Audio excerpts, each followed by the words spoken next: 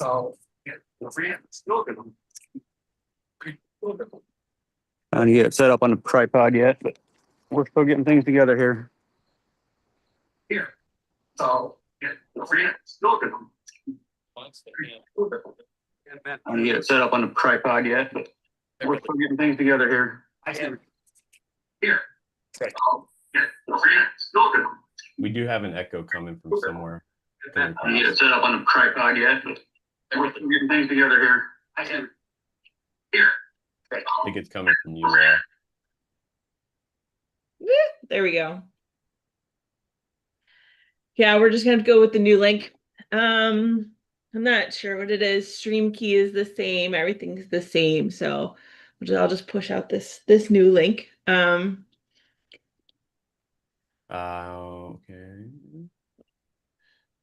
Yeah, you got 4 waiting. So if on the YouTube, so just make sure you pop it into the chat there for the old stream. Thank you. I got it. I'm going to make David, I'm going to make you a co-host so you can help me if you see someone pop into the attendees, promote them to panelist. And then if you could change the their to the location, rename them to the location.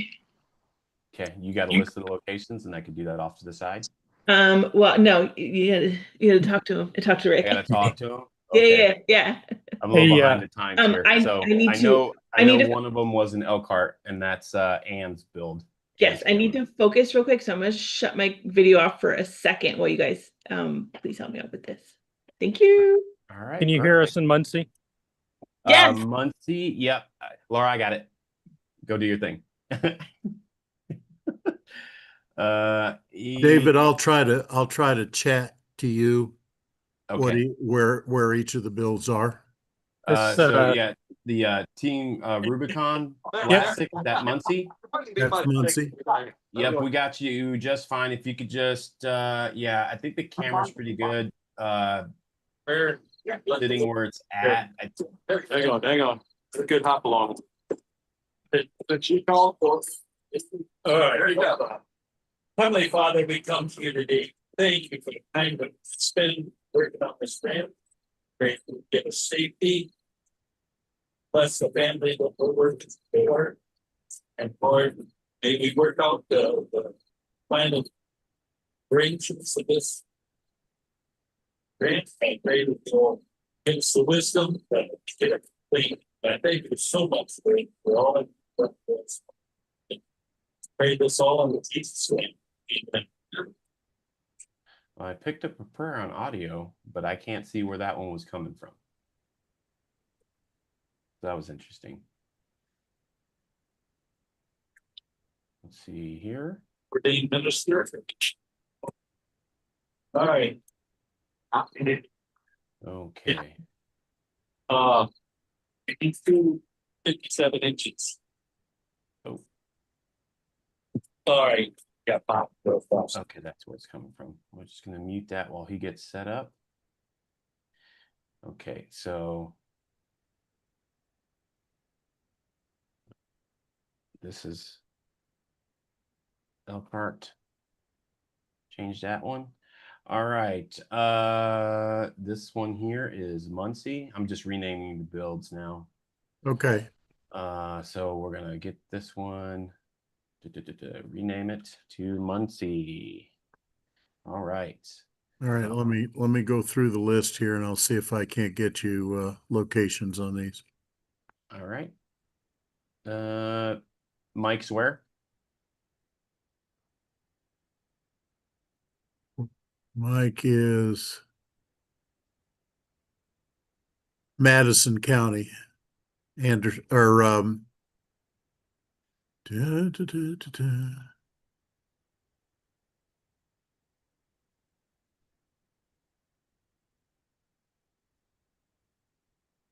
Yeah, he's in Anderson. Anderson, okay. All right. Patty? Let's see, that's Scott Turnquist. If you have to stretch things up a little bit more. That's an Indianapolis build. Do Okay. you want the location or do you, it's Yeah, a, just give me a street name. Something like that would be fine. okay,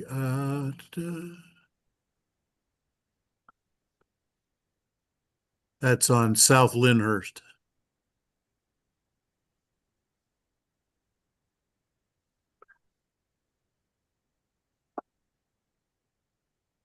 All right, cool. Let's see here.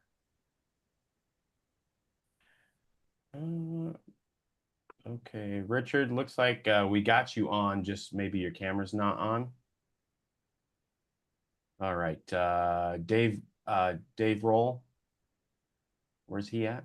Okay, that's when he's not a project manager, so I'm going to have to look. It'll take me a second to look him up. Okay. Is there any, all right, I'll give you a second to look him up. Yeah, it won't take, but I've got to go to a different. All right. Hey, this is Dick Damar with Pete Moore on Butler. Are you getting the video? I'm not getting video, sir. I do see you on. Just looks like the camera's not on, like your video source. Okay. Are you're on iPhone, iPad, or what are you on? I'm on iPhone.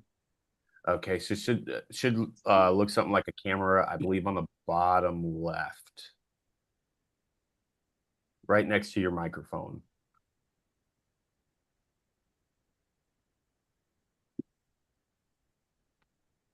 I am gonna double check.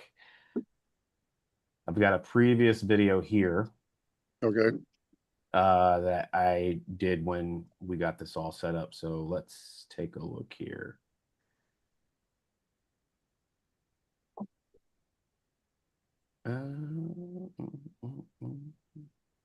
Zoom.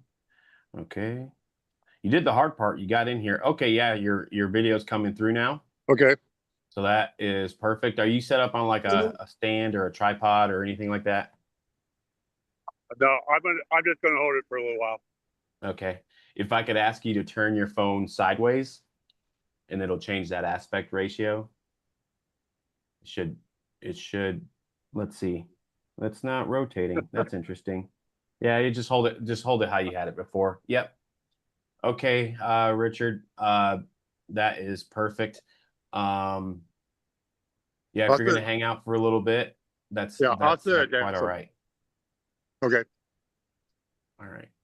Okay, David Roll is in Greenwood. Okie dokie.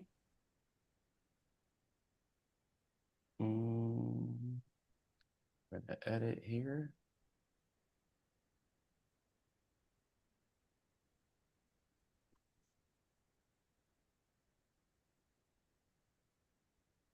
All right.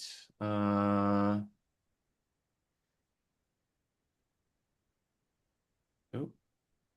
not that. Okay.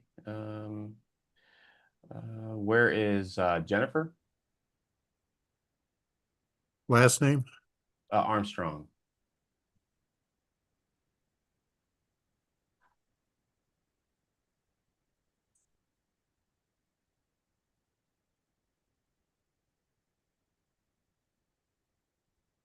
She also is in Greenwood. Okay.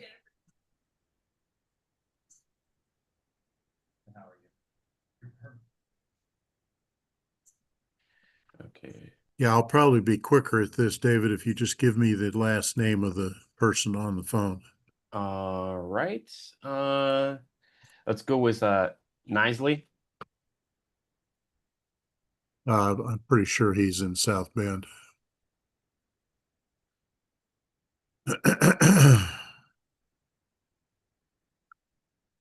Yeah, he's in South Bend.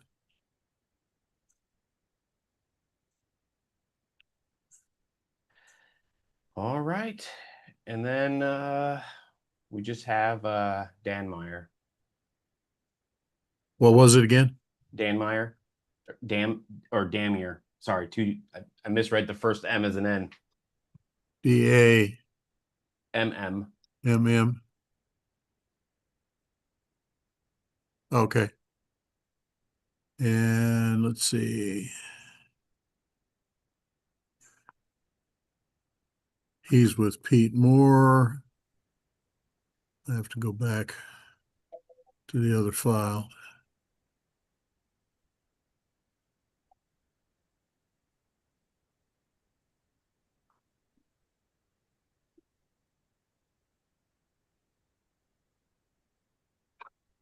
And that is a Marion County build on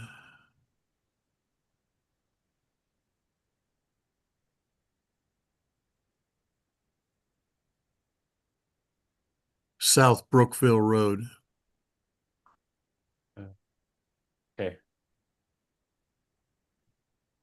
says South Brookfield, Brookville. Brookville. Okay.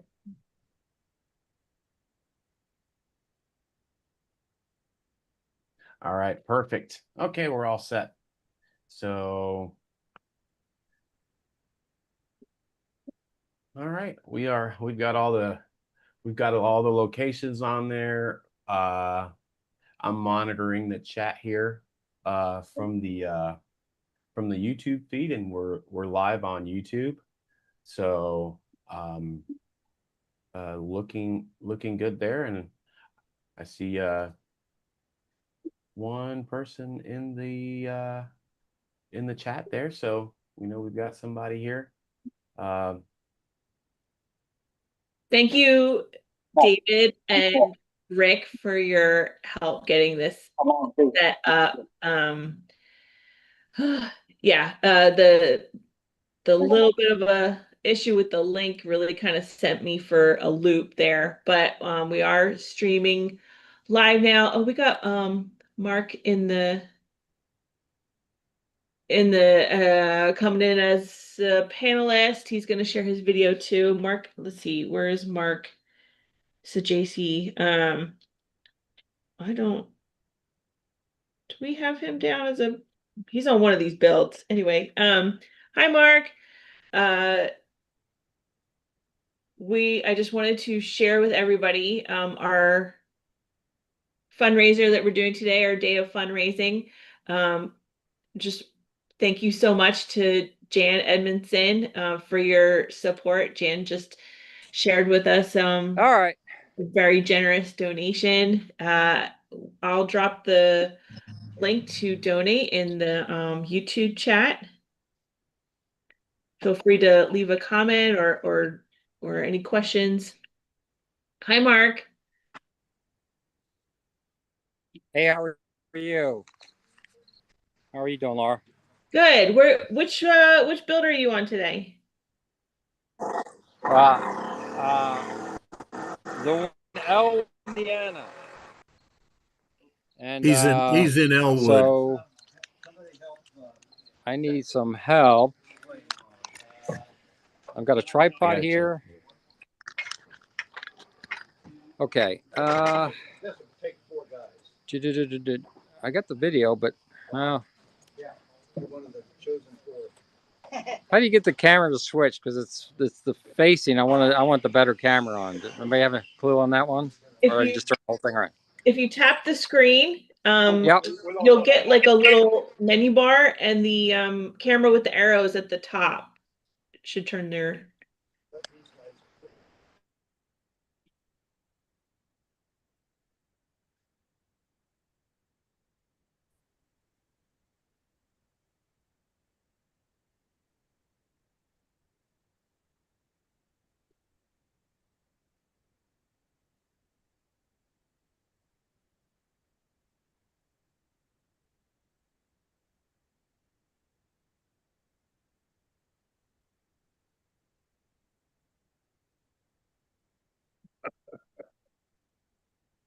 I'm chuckling because the Brookville Road build, you'll notice, is pretty far along, and that's Speedy Gonzalez, Pete Moore.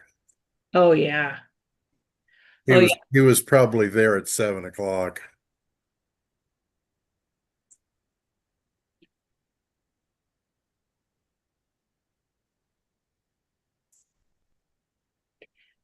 Yeah, that's a good insider tip. If you are looking to volunteer and you don't want to spend the whole day building ramps, look for a Pete Moore ramp. All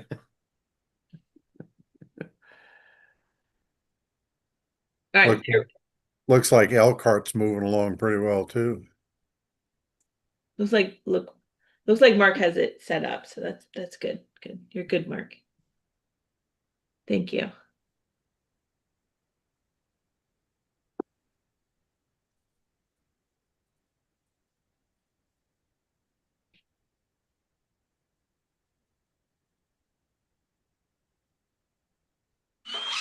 Do you want me to stay on mute so you don't hear saws going all day? Right? Yes, please. Yes, please. All right, I'm gonna mute. Thank All you right, here so we go, much. guys. Awesome. Oh, I love it. Look at this. Look all this. It's all happening at the same time. You get to sit here and see it. Rick, this is what you built. This is the movement that you built. It amazes me on a daily basis. Now there are 9 builds going on. Actually, there's 12 builds going on, but we've got 9 of the 12 on this feed right now, and the number So of people that I'm so sorry. I had to laugh at the Muncie camera because I don't know if he's using an iPad, so it has this feature that follows you around. Oh, yeah. And so it's following him around. I love that. I do too. I'm just like, just go with it. He tried to fix it a couple times.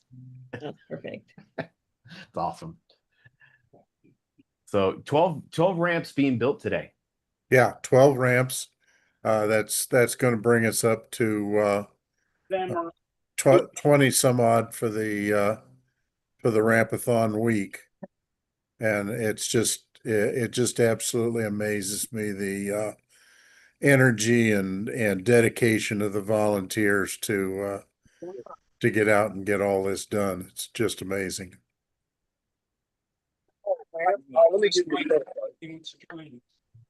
Just mute that. Yeah, no, so yeah, that is really awesome. How big a team on average for each ramp? What, like, when you're trying to like plan out a build, and like how many folks do you need to be able to kind of try and count on to just It varies from size to size, and we've got a pretty good mixture here this morning of big ramps and little ramps. But for the most part, we normally tell people, especially groups that want to volunteer, that between 6 and 12, average probably somewhere around 10 people, is usually a pretty good size. As you can see from some of the ones, for instance, up in Elkhart, you can see how close the quarters are. So you can only get just so many people around the build. So you have to be sure that you have enough work for everybody, but not too cramped. so I mean, realistically, there's 100 people out there right now, or slightly over, with the ramps that we're not showcasing, Right. that are out there this morning building ramps. That's pretty cool. Yep. That's Yep. that's a pretty cool thing. And so and you obviously have a decent cross section of what looks to be at least the northern half of the state. So that's being able to kind of do this all over the state. I'm sure provides its challenges, but it's also really rewarding to see the kind of reach.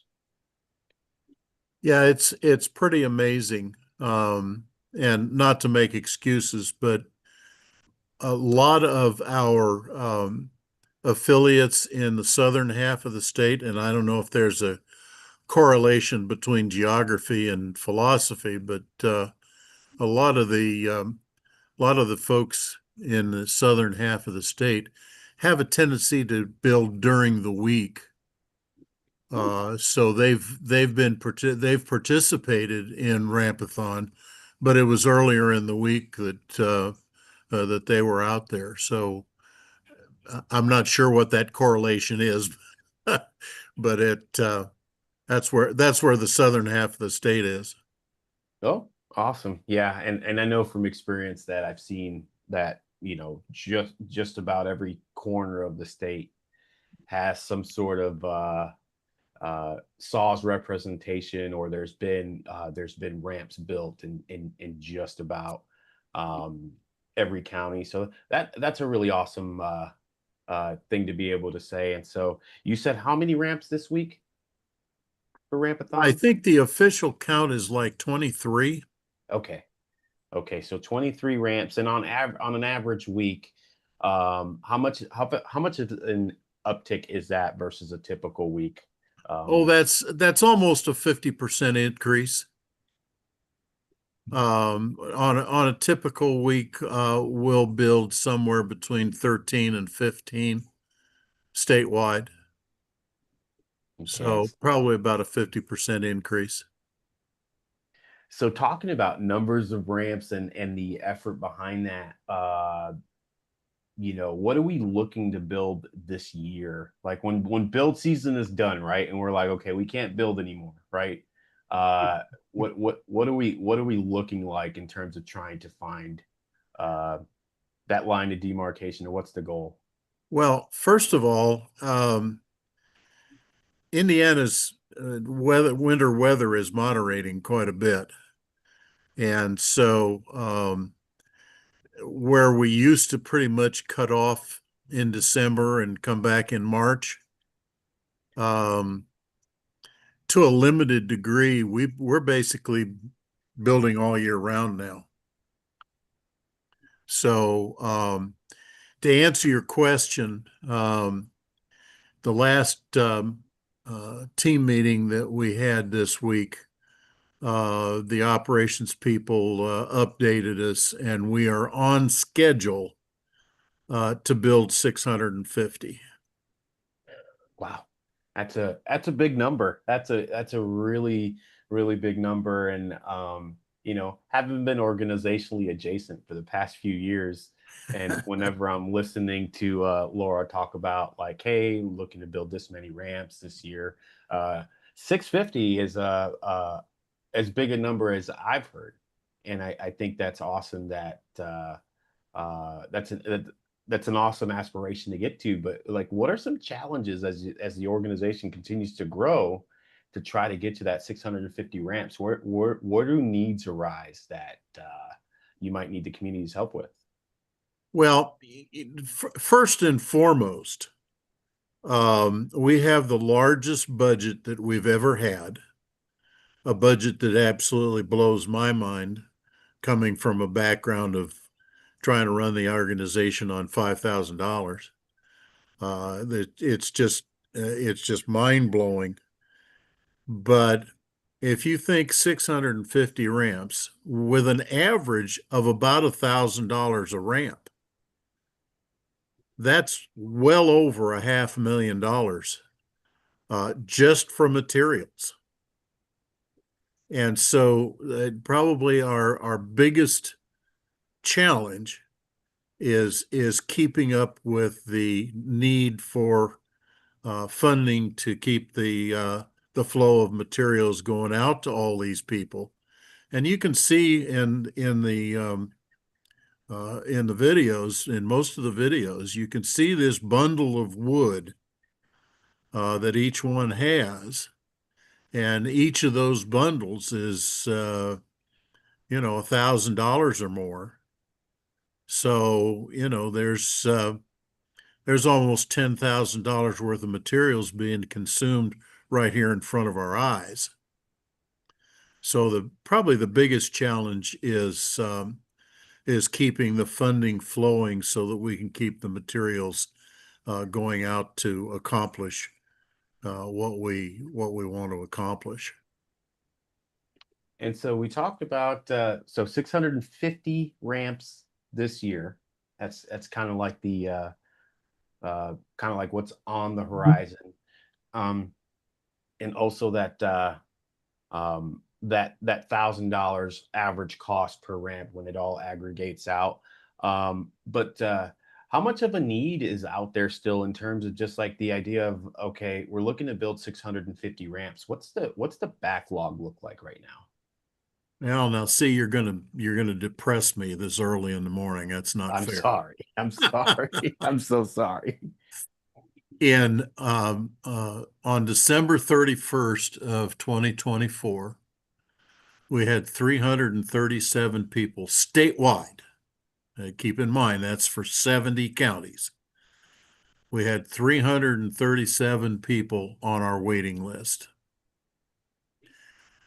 We have built just a little over 400 ramps so far this year, and our waiting list is almost 400. Oh, so it's actually grown a little bit. Well, the pace is just we get probably on average around 40 requests a week statewide for help getting in and out of people's homes. Wow. So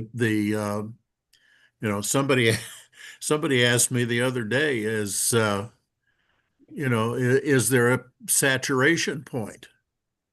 I mean, we've been building in Indianapolis for 23 years. And especially recent history, we've built 120, 130 ramps every year. Is there a saturation point? And all the statistics that we can see at this point indicate that there's no end in sight. Oh, so the need is still out there. And so talk me through in layman's terms, right? Um, somebody somebody in need reaches out, uh, and is requesting a ramp, right? So what's the process look like? Well, I think that, to be perfectly honest with you, I think our process is probably our biggest strength, because we've had so many, especially corporate uh, sponsors and partners that have commented on our organization and on our process. Um, the request comes into our database, either electronically or physically. Then it's processed by our client service representatives. They make phone calls to the people that are making the request and validate their information and make sure that we have all their information correct. Yeah, shout out to the CSRs. It's a team of really amazing volunteers, and it's headed by our CSR coordinator, Cynthia Park. If you're still in the chat, Cynthia, hi. Yeah, they're just incredible advocates for those people in our community that are looking for our services. But anyway, keep going, Rick. No, absolutely. I'm glad you mentioned that because they're kind of the unsung heroes. They make the process move from request to action. They make sure that the person making the call meets the criterion that we have set for giving help, and it's they don't get the thrill of seeing the finished product. They don't get the thrill of seeing the person come down the ramp for the first time.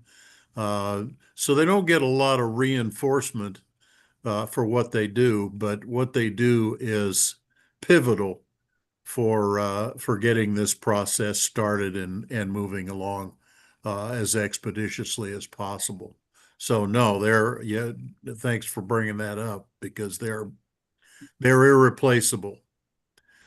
So anyway, once that process is done, we send out a team to each location and do measurements and pictures so that looking at the array of projects that are on the screen right now, each one of those needed to be measured to make sure that we could in fact build an ADA compliant ramp.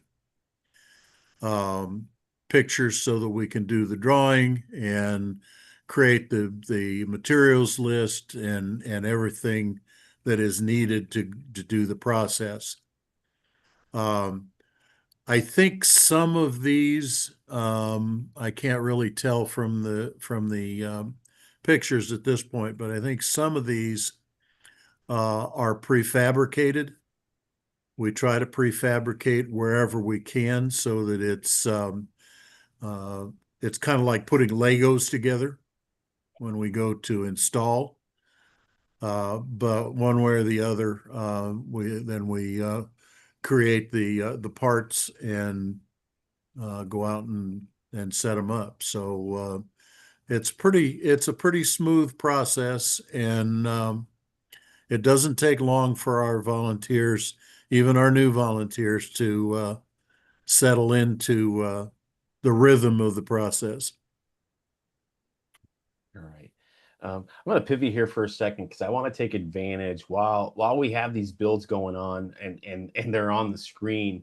We don't have to go in order or any sort of order, but I definitely want to take the opportunity while we're on stream to talk about and highlight some of the things that are happening today and some of these client builds that are going on.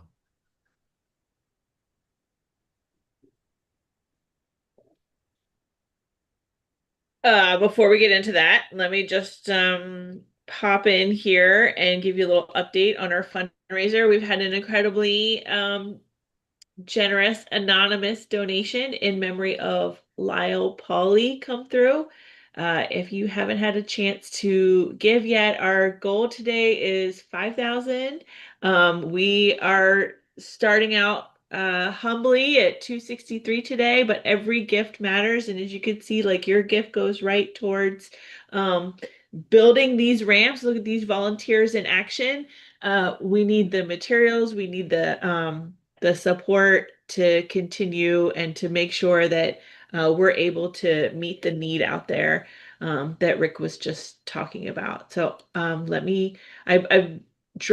we pinned the link to donate in our YouTube chat for this right now. And then let me just,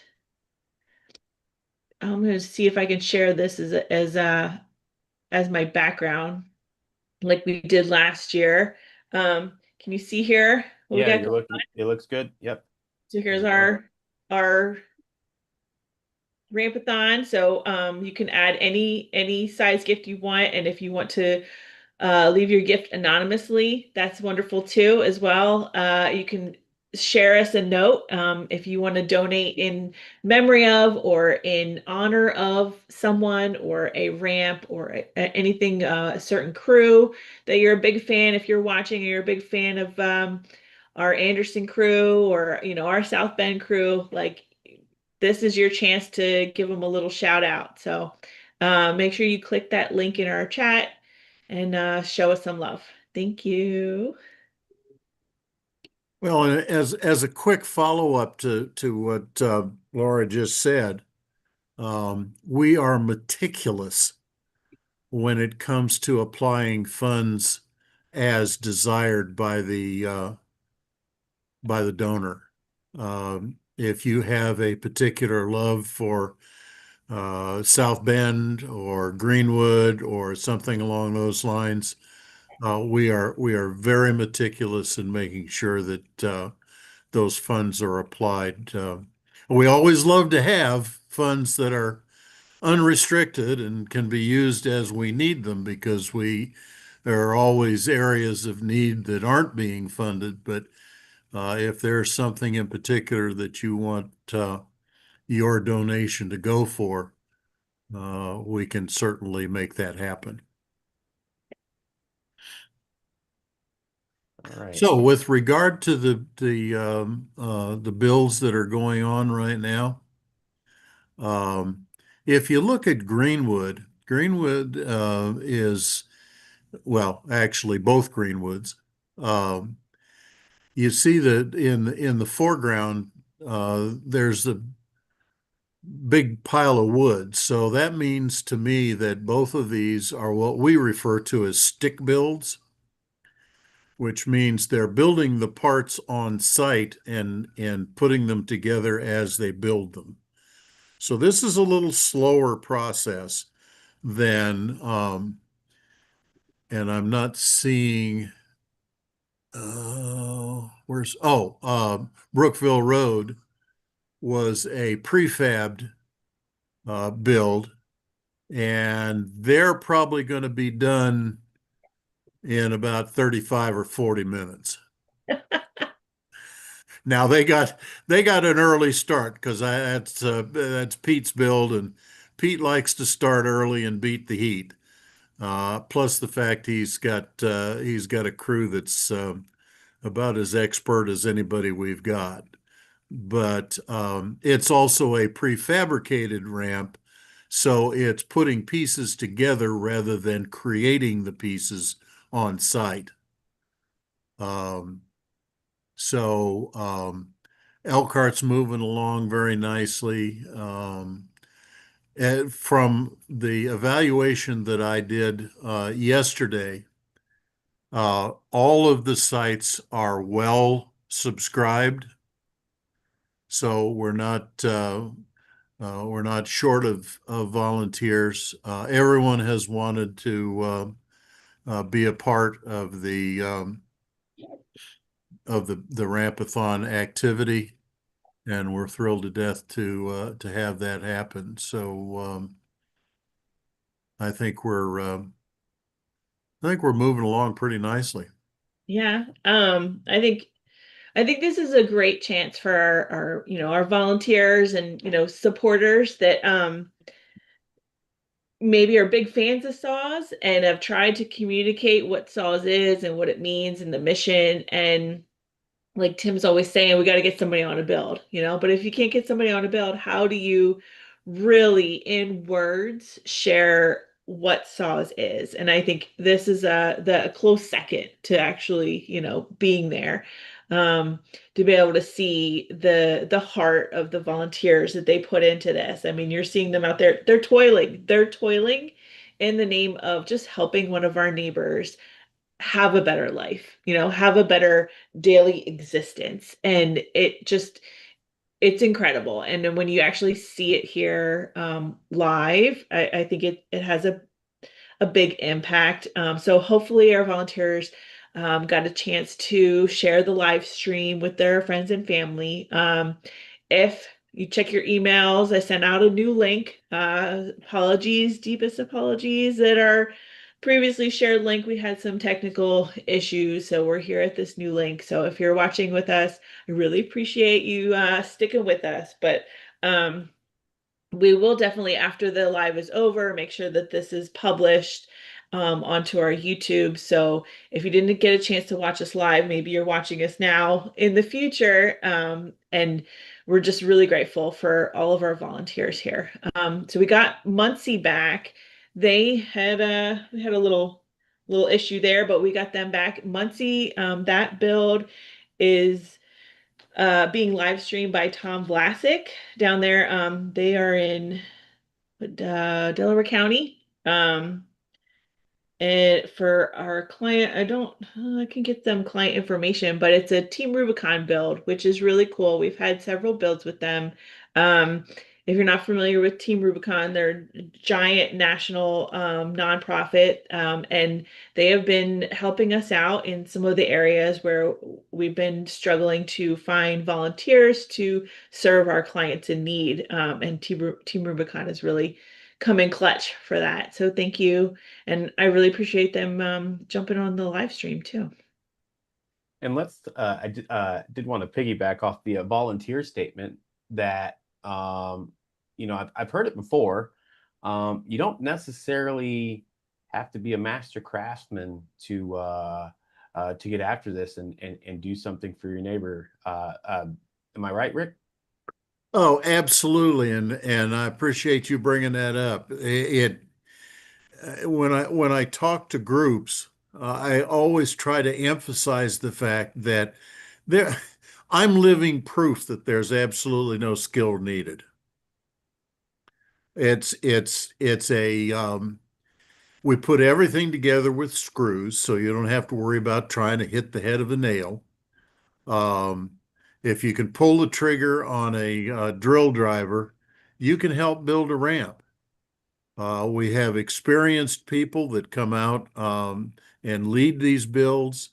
They're very instructive. They're very patient, and you don't have to have carpentry skills to be able to help do this.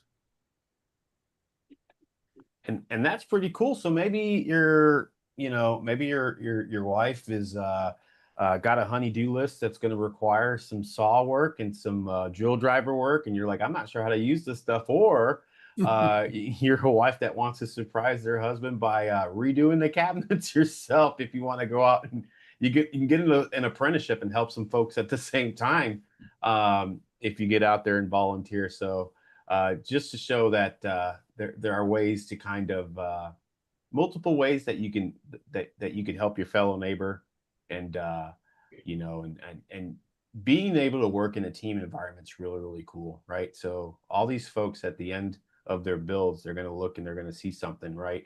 And that impact, right, on not only the client but themselves at having accomplished something is it's a pretty good feeling, and I don't think it ever gets old to kind of work as a team and accomplish a common goal. Yeah, our executive director has the statement that he uses a lot, that when you build a ramp, you go home tired but wired, and that's really the truth, because you're tired and you're sweaty and you're dirty and maybe even a little sore, but the experience is just inexplicable. I've been a salesman all my life, and I talk for a living, but I've never found the words to be able to express what you experience out there actually doing what these folks are doing this morning. That's for sure. So so second year that we've done the Ramp-a-thon thing, we've got more folks on camera doing these builds. We've expanded it to a week now, right? I think last year it was just kind of like the day. We were focused on the day. Now we've kind of expanded that effort to include the rest of the week. Why Ramp-a-thon and why this time of year? Well, we're coming into our busiest season. The fourth quarter of the year is when we build almost 30% of our ramps, and it actually, Laura came up with the idea. Did I? Yes, you did. Oh, I remember. Actually, now I do remember. First, I was like, I don't know where the idea came from. Now, actually, I remember. David, it was your idea. You gave me this idea because David watches the storm chasers. So have you ever seen on YouTube where they'll be it's like a weather live stream, and there's one guy in the studio, and then there's a whole bunch of guys with videos that are driving around chasing storms and everything like that, and all the craziness that happens, and tornadoes and lightning strikes. And I was like, you know what? It'd be really cool to do this on a Saturday when everybody's building ramps. Let's see what's going on. Like, let's sit there and let's watch and check it out. And last year it was a lot of fun. And so yeah, we're doing it again this year. And I gotta say, I love it. I love seeing everybody out there early in the morning building. It's really incredible. Yeah. Well, honest to goodness, I kind of forgot all that. And that wasn't the background way to be like, hey, how do I get credit for this? I did not. That is not, in fact, the intent. But I do think it's cool, right? That we have the means in this day and age to highlight what folks are out there doing in our community on a daily basis for sure. And obviously, for working age folks that typically work during the week, they may go out during the weekend and do these builds. So you do definitely have an increase of traffic, but these folks could be out there doing anything, right? And they choose to get out there and do this you know and help their fellow neighbor. And you know in an organization that works to try to be as efficient as possible and to kind of create the framework to allow for something like this that's been growing at a pretty steady rate uh, ever since Rick, you started. Let's talk about the first ramp build. And this story never gets old for me because I see where we're at now. We talked about the year to year growth, but it all started somewhere. Well, it did. It started the Saturday before Thanksgiving in 2003. And four adults and three adolescents walked into a frosty background to view a big stack of wood. We had no earthly idea what we were doing. We had some plans that we'd had some help getting drawn up. And by the end of the day, we had something that looked an awful lot like a wheelchair ramp. But the real kicker for that particular build was at the end of the day, we were building it for a 15-year-old that had lost her leg in a automobile accident. And at the end of the day, her mother came out and was thanking us profusely. And of course, we were appreciative of that. And she said, "You have no idea how much this relieves my mind." And we said, "Well, we're glad for that." And she says, "No, it's more than just the ramp." She said, "We have a meeting on Wednesday with Child Protective Services, and they are proposing taking our daughter out of the house because there's no way for her to get out of the house in an emergency. So now we can keep her here at home with us." So each story since then, and we're getting ready to build our 5,000th ramp. Every story since then has been similar to that, in that the impact that this has on people's lives is just wide ranging and diverse. Makes a big difference for them. So, my goodness. So it started off a couple of guys out there, they saw a need, they filled it, and then you see you start to really feel the impact, right? You hear it, but you like really start to feel the impact of like it's bigger than what you guys actually did. Uh it's bigger, it's bigger than the heart that you had to say, you know what, we're gonna find a way to get these materials, we're gonna spend our time and do this for somebody.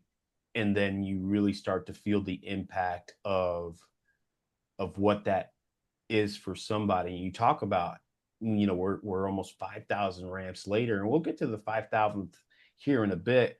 But talk to me about, because what it sounds like to me, and correct me if I'm wrong, is like, okay, a couple of folks in a truck, we went out there and we did something nice for somebody. We were trying to do something nice for somebody. And then eventually it pivots into, kind of what it looks like today, where we're partnering with businesses, we're partnering with other volunteer organizations, and we have a bigger impact.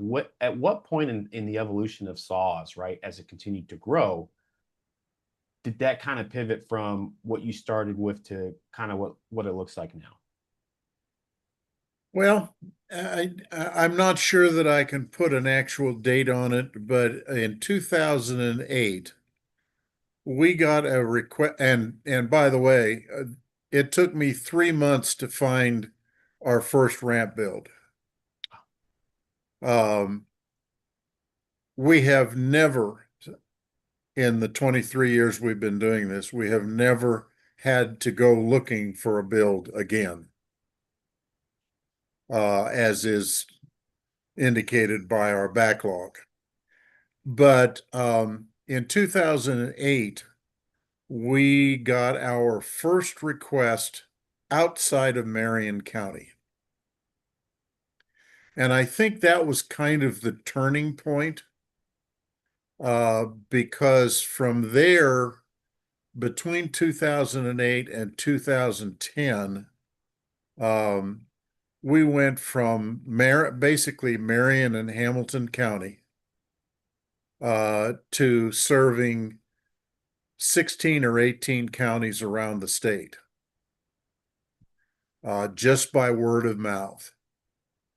And I think that's at least when I realized that this nice little hobby was a lot more than I ever expected it to be.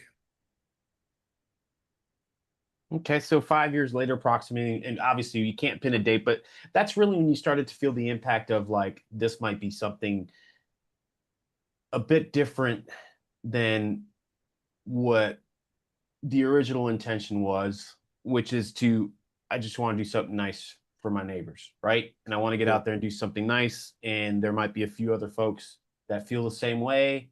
And then we just kind of go out there and do these things, and we start to, and then at some point it kind of becomes exponential, in terms of the growth of the outreach. And then how do we, and you use the word saturation, right? In terms of just like, okay, are we saturated? And it's like, no, not really, right? And so now it becomes a different challenge in terms of how do we continue to help more people. And we've highlighted the fact that, at about $1,000 a ramp, that's what you would need to bring in order to do that. So, doing the beer math here, right? 650 ramps, need about $650,000 in just materials in order to accomplish this. Did you ever in your wildest dreams think that you would be spending $750,000 almost in just materials for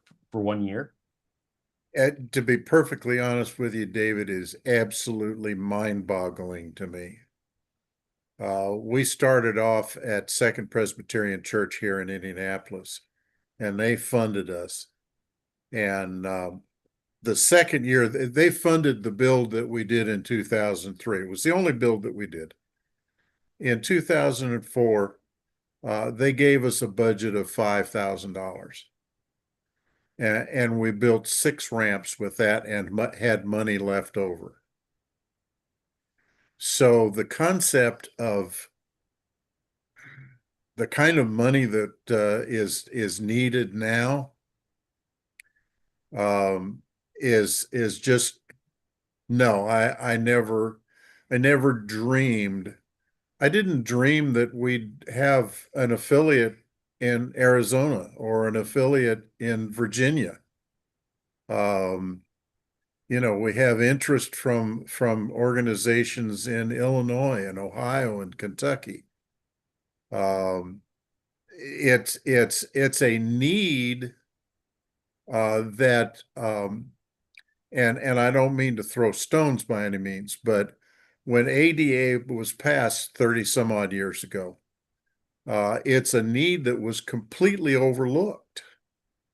You see the blue parking spaces and the automatic door openers and the sidewalk cutouts that are all accommodations for public use. But it completely overlooks the fact that people have got to get out of their house before they can take care of, they can take advantage of any of those accommodations. So the need is if our 300 and some odd, 3 point some odd million people in the state of Indiana, if we're any indication of what the need is nationally, it's staggering. And so you know, the amount of money that we're spending now, like I said, we've got almost 400 people on our waiting list. We could spend half again as much. It's awesome. I mean, it's awesome to think, right? When you get a group of people and then they continue to kind of push and find ways to get things done. And then the conversation goes from, what you highlighted, like, hey, here's $5,000, which is a good sum of money. I wouldn't thumb my nose at $5,000 in the slightest, right? But you're talking about that as a reflection of, we built 6 ramps with that, right? And we had some money left over, and now obviously, you know, as the years go on, things cost more, and in varying degrees. There's always going to be a challenge, right? In kind of getting these things sourced.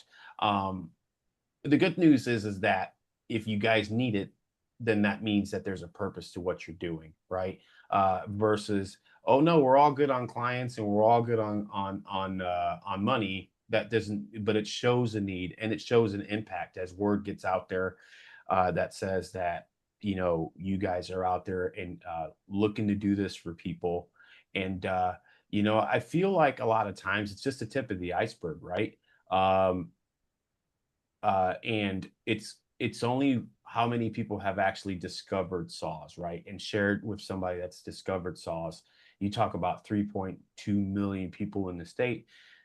You could safely assume that the need is bigger than what you've discovered. Laura, I'm going to put you on the spot, and I know you're over there playing on your phone, but I really want to reach. I really want to talk to you right quick about some of the things that you do on a daily basis to help get the word out there about SAWS, the organization, and how it could help people.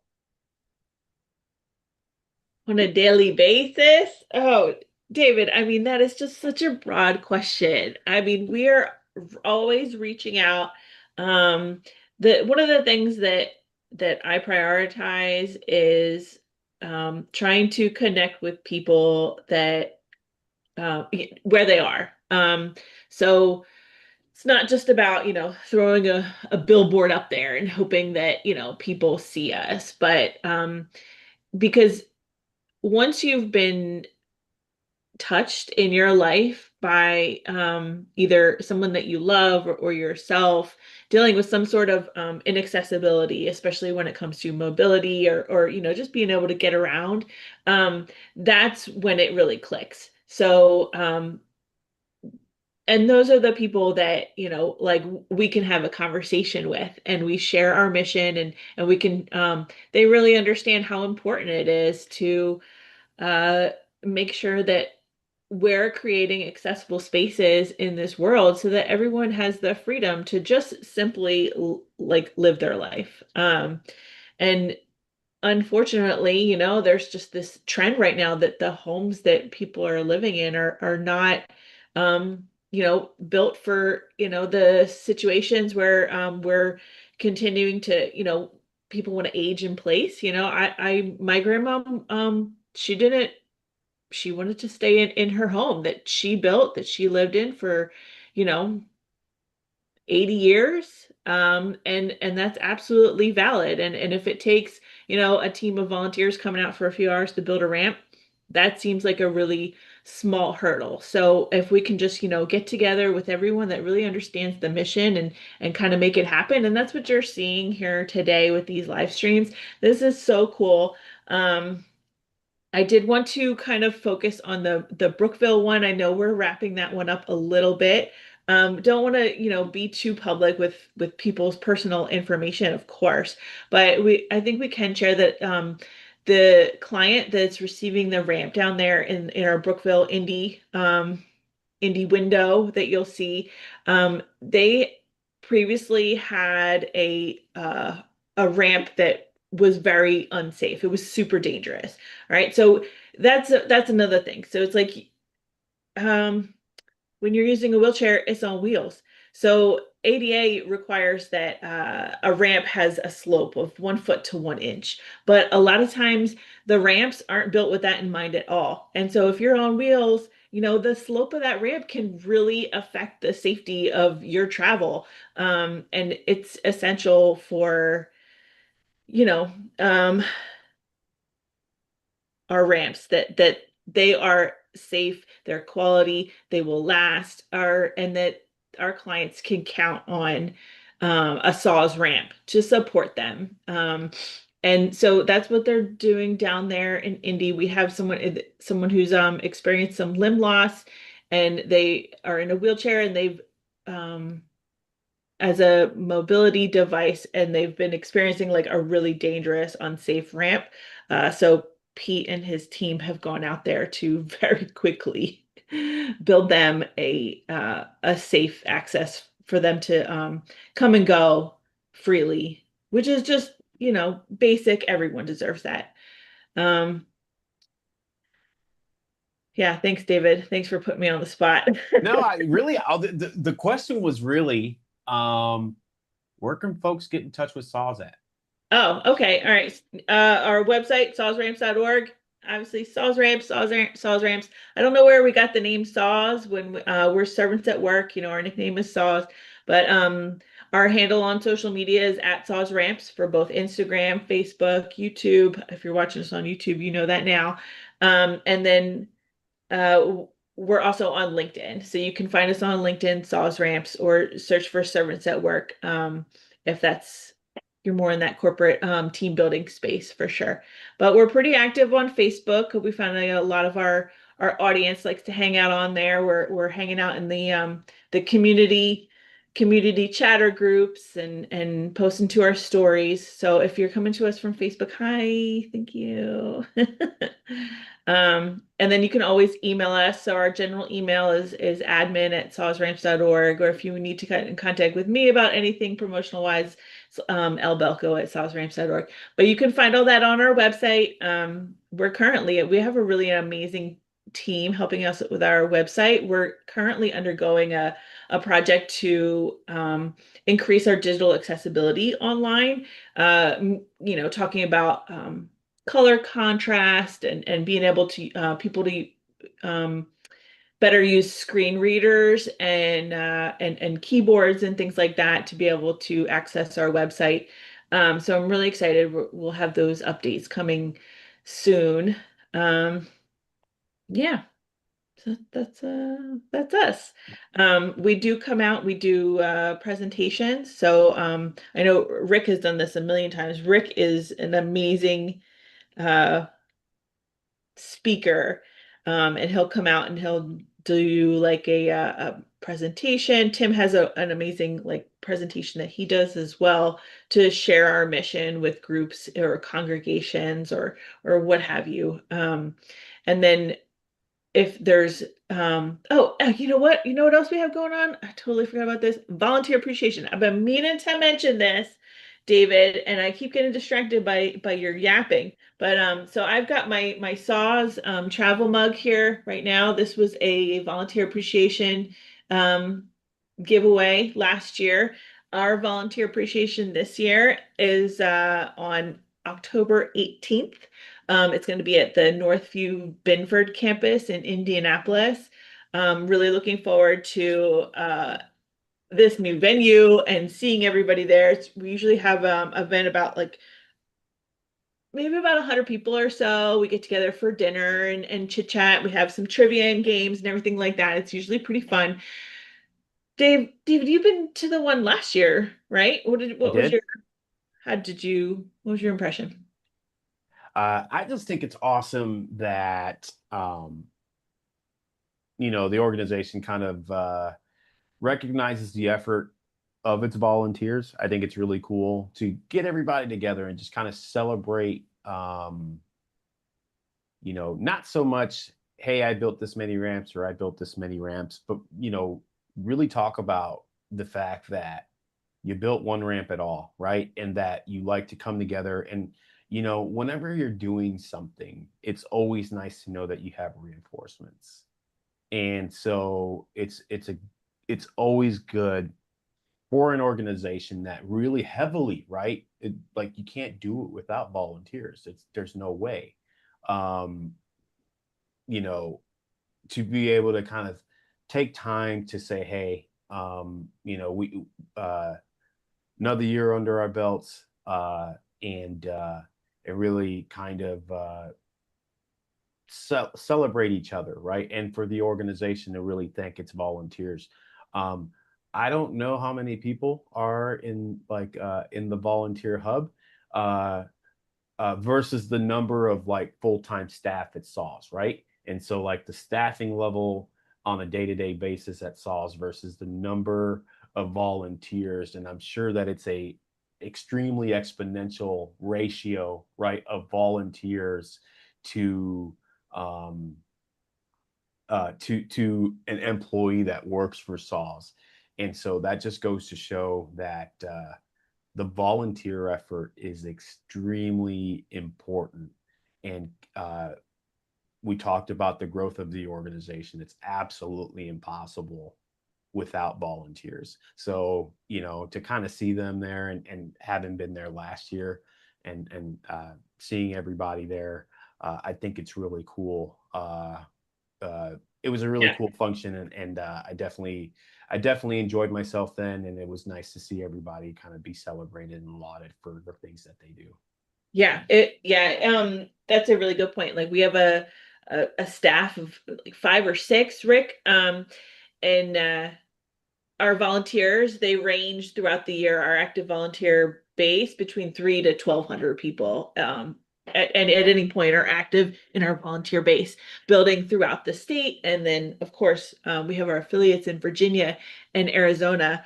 So yeah, volunteer appreciation is crucial. So our volunteer appreciation happens in Indiana, but this year we are also adding some smaller local events where our operations team are going to go out there and interact with our, loyal teams that are building out in the areas outside of Indianapolis, like our South Bend group and Muncie and things like that. So really excited to, further deepen those connections with our amazing volunteer base. Awesome. Well, and I think it bears mentioning that the SAWS mission statement it has 3 basic points.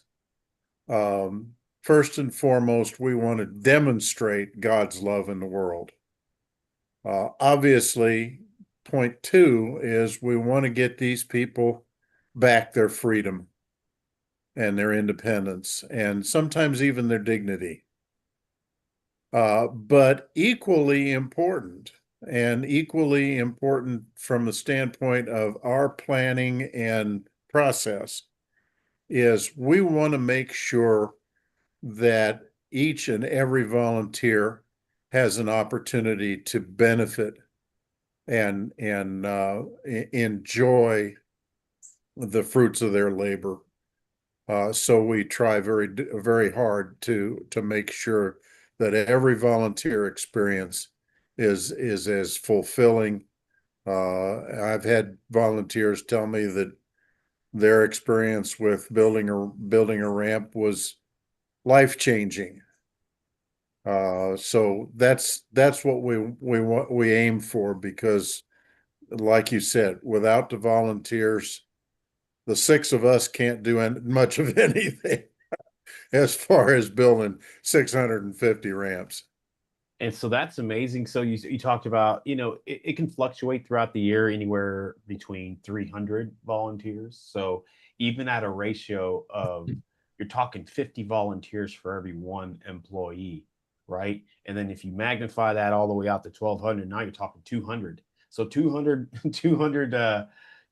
volunteers for every 1 employee. So not only does it talk about the efficiency that the organization tries to do in streamlining its operations so that the maximum amount of money goes into ramp builds, which is always the focus, but how heavily volunteer led this organization is in terms of like the things that they do whether it's supporting a ramp build or supporting the effort or participating in ramp builds directly, I think is it's always been really cool. And I've always been impressed with the organizational efficiency. It's always been really cool for me to see. I'm always in amazement. Laura's always laughing at me when I'm walking around the shop and I'm looking at all of the organizational tools that you guys use in order, like, here's how the truck is packed out, here's what goes in what. Can you talk to me a little bit about, like, how does that actually work? How do you guys work through refining your build process and your build planning process and your pack out process? Well, once again, it's volunteers. When we started out in 2003, we were given the basic concept that we still use today of ramp building. But over the years, our volunteers have come and said, how about if we do this? Or how about if we do this way? Or, now, not to take anything away from our incredible staff, who makes everything a lot more streamlined and a lot more efficient. But very often, changes and streamlining of the process itself comes from ideas from our volunteers. They're that invested in the process that they want to try to make it better.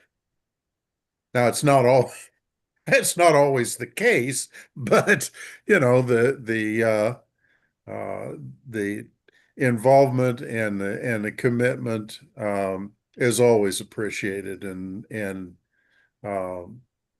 they say even a stopped clock's right twice a day, so it's good to have the input, whether it ends up being useful or not. Rick, I'm gonna put the spotlight on here. So it looks like we're wrapping up on this build here in Indy on Brookville Road. Can you talk about what's going on right here? Oh, look at that! They're putting the plaque on. That's terrific. That's terrific. Yeah, I noticed a little while ago they were doing sanding. But yeah, we put this plaque on every single ramp that we build, to let people know what our mission is and why we were there to help these folks. And yeah, it looks like they're going to be done as soon as they get the as soon as So they get the mailbox back where it's supposed to be. oh, there's Bob. I'm Bob Sweet. And Pete, and I see some other familiar faces. So you think they took the mailbox out on this so that they could get all the ramp put together, and now they're just reinstalling it? I think they just got it out of their way. Yeah. Okay. What's that end plate there? Is that what does that look like? What's going on there with that? When we land on a hard surface, we use a 3/16 inch metal plate that's been powder coated, so that it won't rust, at the end of it for a smooth transition. That 3/16 of an inch doesn't cause much, if any, bump with the it could take them the rest of the afternoon to get that mailbox in. But yeah, that creates a smooth transition from the ramp to the solid surface that we're landing on. Okay. That's awesome. Yeah, look at that. Look at that. Oh, I gotta say I love the look of a fresh ramp. Yeah. Well, and the neat part about this is, and God bless Pete for his diligence, but If the client is up to it, we just might see a client come down that ramp for the first time. Awesome. That's always pretty cool to see. I haven't had a lot of experience, and if they do decide to do that, Laura, just blow it up. It looks really good on YouTube. I was looking at it and I'm like, oh yeah, that looks that view looks really really amazing for the folks that are watching to kind of see the ramp building process in greater detail.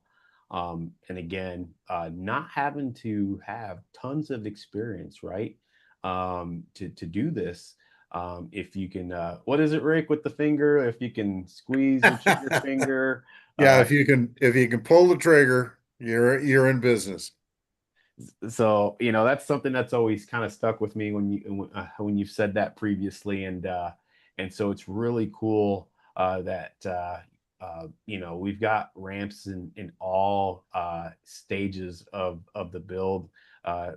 Brookville Road being wrapped up. Elkhart looks like they're doing. There's a lot of progress happening on that one as well. And yeah, all these piles of wood are getting a little smaller. So we get a taste of all the different types of builds that saws will do, from the prefab, right, where you build it in sections and kind of bring that out and assemble it on site, to something a bit more challenging, like that Greenwood build where it's like stick built on site, the entire build. So how much time on average, approximate, right? Because every ramp is different for sure. Does it take for a pre-build once it gets to the site, right? Versus a stick built or one that's completely built there at the build site. We normally estimate that there's about a 2-hour difference. If it's a pre-built ramp, we estimate between 3 and 5 hours for installation on average. Now, if it's a 70 or 80-foot ramp, then all bets are off. But average ramp, 3 to 5 hours, depending on the crew size. And then if it's to be built on site, we basically just add a couple of hours to that. Okay, and I was always what is the I know every ramp design is different, right? But what's the essence of a saw's ramp build? And what I mean by that is you guys have a system structurally, in order to kind of be able to go out there and build these.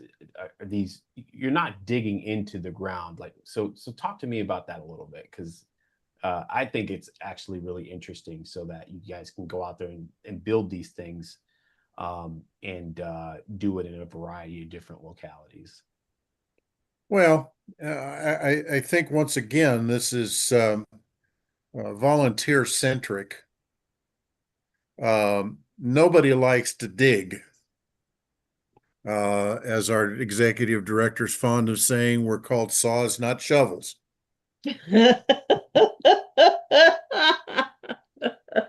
And so I haven't heard that one before. you've not heard that one before? Oh yeah, No. that's one of Tim's favorite comments.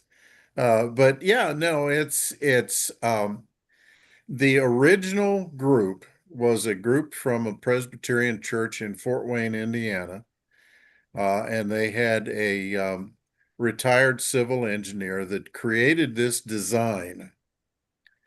And the design basically revolved around something called a Yui. And it's it's called a Yui because that's what it looks like. There's a 2x6 across the bottom as a foot, and then two 2x6s standing upright. And that's what we hang the ramp parts on.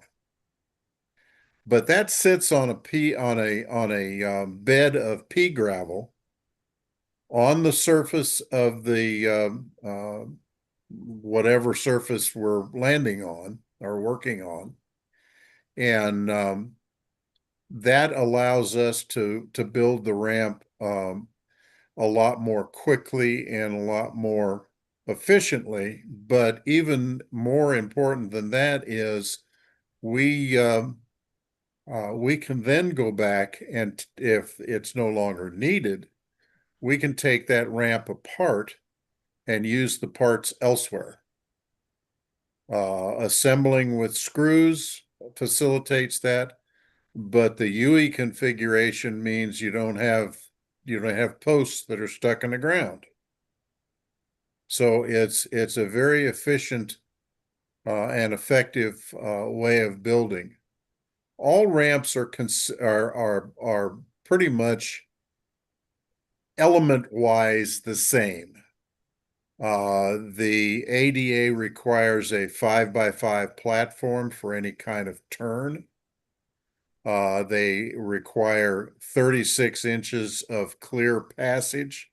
So we make our ramps 39 inches wide so that when you add the handrails to them, you still have your 36 inches. So they're all basically the same elementally. But as you can see from the pictures, they're all different. Yeah, that's actually really cool, where it's like trying to develop something that you have in common, a design element that you can kind of take from place to place, but obviously accounting for the differences and, the layout, the lot dimensions, the everything that could happen, in between. And so, but I always see that, that U-shaped support, and and I'm like, yeah, that's pretty cool to figure out a way to help support a need. And I'm looking at that Brookville Road build, and it's it's done. It's that looks absolutely amazing. And I can't quite remember at what stage of the build process they joined us with, but that thing, as we're getting a good view of his fingers there, looking fantastic. But no, that ramp is looking awesome there, as it's now completed. That's amazing. That looks so good. I And just if I just texted Pete and asked him if we could get the client to come out.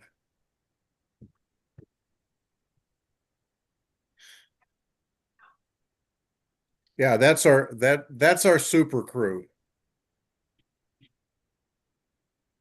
They can build just about any ramp in 3 hours or less. I'm really enjoying the tour of the historic tour of Saw's volunteer t-shirts that we're getting this morning too. Yeah. It's still got that green though. Yeah. I don't start on the green with Laura. I like the green for Saws. It's just not it's not a flattering color on me. I do have a green headband on, but it's a little muted.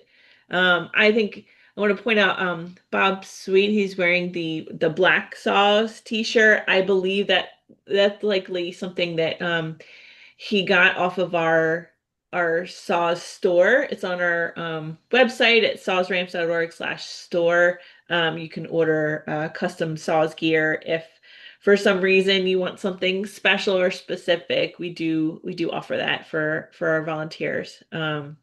We have different hats on there, different the UV shirts and the moisture wicking shirts, long sleeve shirts, sweatshirts, all those things. So if that's something that you're interested in, sawsramps.org/store. And then we also have our fundraising campaign going on, which is it's just incredible. So we've had a really amazing um, couple gifts coming through. We have Doug Brown with his incredibly generous gift. Doug, thank you so much for that. You know, Doug's one of our project managers. He's incredible. He had the comment, keep up the good work. So thank you, Doug. We really appreciate it. Byron, of course, love you, Byron. In honor of dedicated volunteers making a difference in so many lives. Byron, yes, your donation will absolutely support our volunteers that are out there right now changing lives. Incredible. We've had, of course, our incredible generous donations from Jan Edmondson earlier today and our anonymous donation in memory of Lyle Polly earlier today. So if you are interested in supporting our mission, our goal today is to raise $5,000 in one day. As an organization, we don't do Giving Tuesday. So this is our day of giving. On Giving Tuesday, we actually just hang around and we give thanks to all of our volunteers and our donors. That's what we like to give. We give gratitude on that day. But today we are doing a single day fundraiser. Every gift matters. Every gift is incredible. So you can just give $5, $10 that can help with screws. We talked about the that metal end plate that's absolutely crucial for making that smooth transition when you're using a mobility aid, to make sure that you can get in and out of the ramp surface easily. And something like that would be, what would you say, somewhere between $75 to $100. So your donation today is literally funding parts of our ramp. So really grateful for that. Did we lose? Well, Brookville Road was finished, so They were done. Okay. Yeah, All right. I think I believe I thought he was trying to wave to the camera, but it was still facing away. I saw the shadow waving. Oh, well, that's cool. And then I was Okay. like, I think they're done. But that ramp is now completed, and you know, they are you know, on to another ramp at some other point, right? But yeah, that was a pretty quick ramp build, and you know, to be able to kind of capture that on camera. And that was kind of like what I was thinking. I'm like, it would be really cool if folks really had the opportunity to kind of see it in action, right? We always have conversations about like, oh, you know, the impact that something has. And now we can still have those conversations and show it in real time, you know, kind of what happens. And, you know, I'm a visual learner, you know, and when you can see something and see an example of something, then you kind of really capture what it is that they're actually doing and what's actually required, right? And so all of the things that we share with people out there to kind of see it in real time is amazing. And to see that, if you've ever had the thought of you know, what does saws do, or you know, and you're like, could I do it, you know, and is donating worth it, then I would think that the answers to all those questions is kind of yes, if I'm not mistaken, because you can kind of see that impact there. So I love being able to watch these ramp builds and see how they progress over time. And so I think I'm looking and trying to figure out like which one's going to be the next one that's done. And you know, I'm nominating Elkhart, I think, in terms of percentage of completion. Some of these, but they've been at this all morning. Do you want to make this interesting, David? Oh boy. Okay. Okay. Sure. All right. Okay, you're saying Elkhart. I'm saying Indy South Lynn. Yeah, that was. It's gonna be the next one. Okay, and then that, all right, let's see who wins. What do they get? well, I'm not sure on the price for that, but I definitely You can buy me coffee or buy me a soda. There we go. Owe me a Coke. okay, fair enough. But yeah, like as soon as I said Elkhart, I saw that Southland Hearse. I'm like, oh, they might be done pretty quick too. But like these folks are moving right along, and I think that's really cool. That Anderson build looks really interesting because it's like kind of underneath of what looks to be like a carport or something, and that they don't. It doesn't look like they have a lot of space uh, to kind of work in there. And uh, again, what like how do you guys go about like designing these ramps for all these specific situations? Well, like I said, we send a team. Oh, We hey, Mike's coming on. Hi, Mike. Oh, here, let me Unmute ask. them. Yeah. I'm trying. can you unmute him? Um,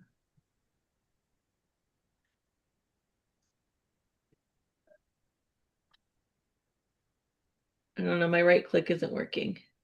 No, so you've got him highlighted, right? I'm trying to see if he's in the unhighlight him, and then Is that better? Oh, there we go. there you go. Yeah, there we go. There we Yeah. go. Hi there. Okay, so I heard you talking. Yes, we are in a carport today, but I'll show you why. So when we come outside, here's our front porch space, which looks pretty good. But as you walk away from the property, you're going to see to get her to her car, we would have had to have dealt with a big hill, and there was really no way in the front to get it built. So she has access. She really doesn't use the carport anyway, since the stairs are in the way. So the best option for us, build in the carport. And you're building away from the camera? Don't understand? Can you see? Cool. Look at this angle. So here's your door, and we're going to the back of the carport, and we're turning around and then coming back to the front. Oh, okay. Oh, All okay. right. Got Yeah. So basically a 5x5 platform, 6-foot ramp to turn it, and then we'll have 15 feet coming this way, and we should land right over here somewhere.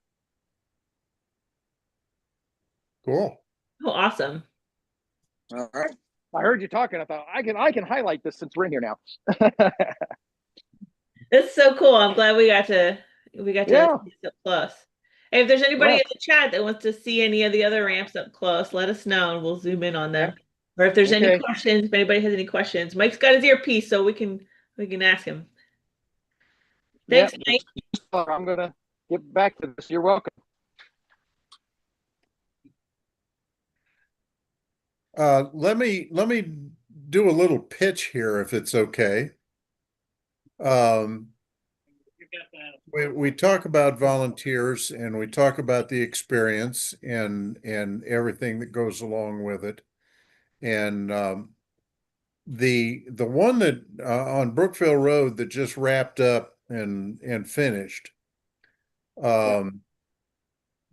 Most of those individuals are Tell you what, I don't need to be up here. Why don't I go back down to what I was doing? Hold on. We muted you, Mike. Sorry. Keep going, Ray. sorry about that. They're part of a team and they work really well together. So we have a program that we call corporate team building. And don't let the name fool you. Yes, it is for corporations and businesses, but it also applies to churches, social organizations, whether it's Kiwanis or what have you. It is an excellent and in many cases unparalleled experience for a group. We've had several of our corporate partners comment that for a team building exercise, it is unparalleled to anything they've ever tried before. Bringing people together and having them share this experience is just it's incredible. And what it does for SAWS is it brings us more volunteers that we might not have otherwise come in contact with. And in many cases, brings us additional funding from the corporation or the group or the church or what have you.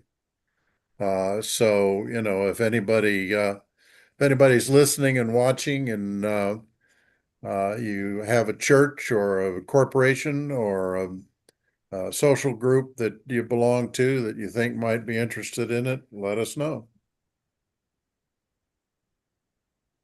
And Just it doesn't necessarily have to be even like it could just be a group of friends, right? Like it doesn't even have to be hold on. I want to see Greenwood. We have is that who's that we have in Greenwood? Is that Jen Armstrong? Um, Which Greenwood? well, there's only one Greenwood now. We lost Oh, it. there were two. Okay. The other one we lost the camera on, and then they popped off. But we do hopefully we can. I think they're frozen over there. That's okay. That happens sometimes. Yeah. Yeah. well, you got a beautiful blue sky. Yeah. I don't know where. Oh, there's okay. All right. But yeah, David, like you were saying, so anybody can volunteer. So you go onto our volunteer site. So if you go to sawsramps.org, click on any of the volunteer buttons, they'll lead you to our volunteer hub, which is basically a place where we just list all of the available jobs that you can volunteer for. You go in, sign up. We do have a couple like waivers for insurance and to make sure that you're aware of all the safety precautions. And then you can just sign up and go out onto a build anytime that there is one available, no experience necessary.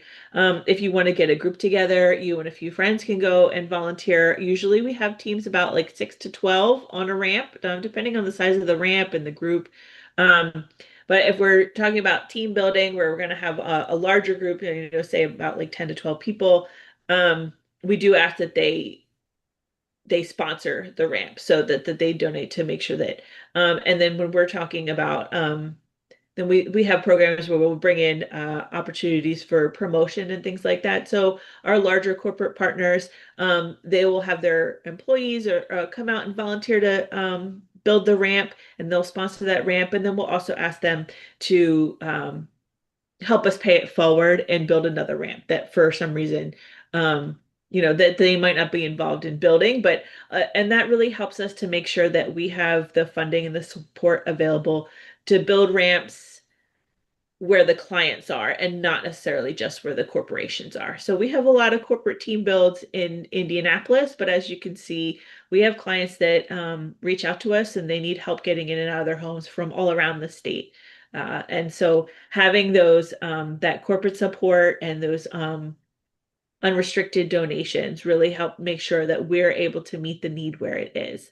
That being said, when we get donations with designations, like this is certainly for this is only for my community, so I want this donation to go to a ramp in Crawfordsville. We're very good, and we absolutely respect and honor those wishes, and we make sure that those donations are set aside and used in the communities where the donor is expressing those concerns, or even a specific ramp.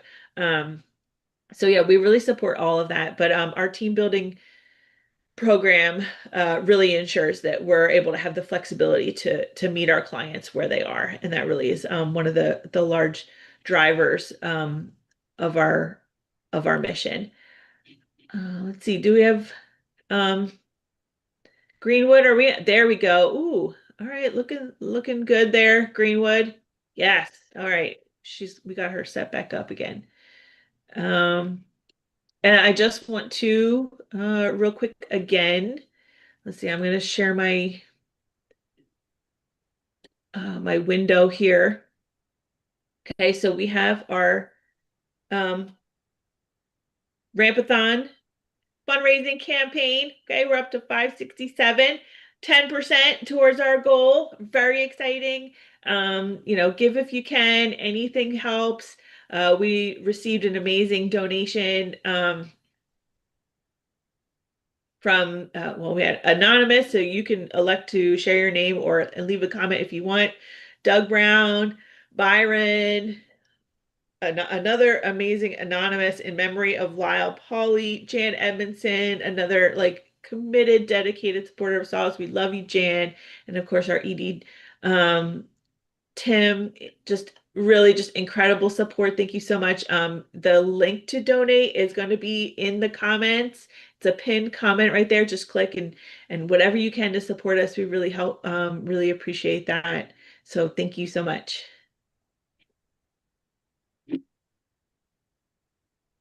Great, awesome. So, as we move along here, I kind of wanted to dig into, you talked about, or you mentioned a while back at this point, getting You saying I was into. yapping too much, David? No. You saying I was You ranting don't for even a really while? like to talk very much. Like, I'm not a talker. For a marketing uh, director, I'm not a talker. um, but you guys are getting ready to build your 5,000th ramp. Uh, let's talk about that a little bit. So, um, what does that mean? We talked about, like, I remember 3,000, um, and now we're talking 5,000. Yeah, was it when I came on, we had just done 3,000. That was back in, let's say, was that 2021 or 2022? I don't even remember anymore. Last year we did our 4,000s. We did that in May of 2024, which was incredible. Our 4,000s was sponsored by one of, again, our corporate team building, our incredible partner, Rehab Medical. Shout out Rehab Medical. Love you guys. Hopefully somebody's watching. Hi. And then our 5,000s, again, is sponsored by Rehab Medical. We're so excited to have them on board. We're going to be building our 5,000th ramp on October 15th with Rehab. So stay tuned for more information on that coming soon. We'll be doing lots of promotions. And it's just, I can't believe it. It's basically just a little over a year since we did our 4,000s.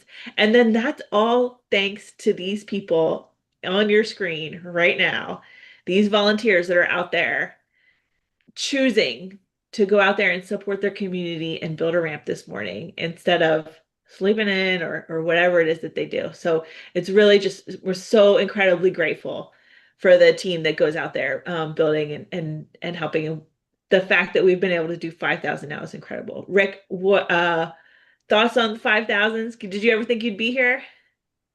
5,000? Good heavens, no.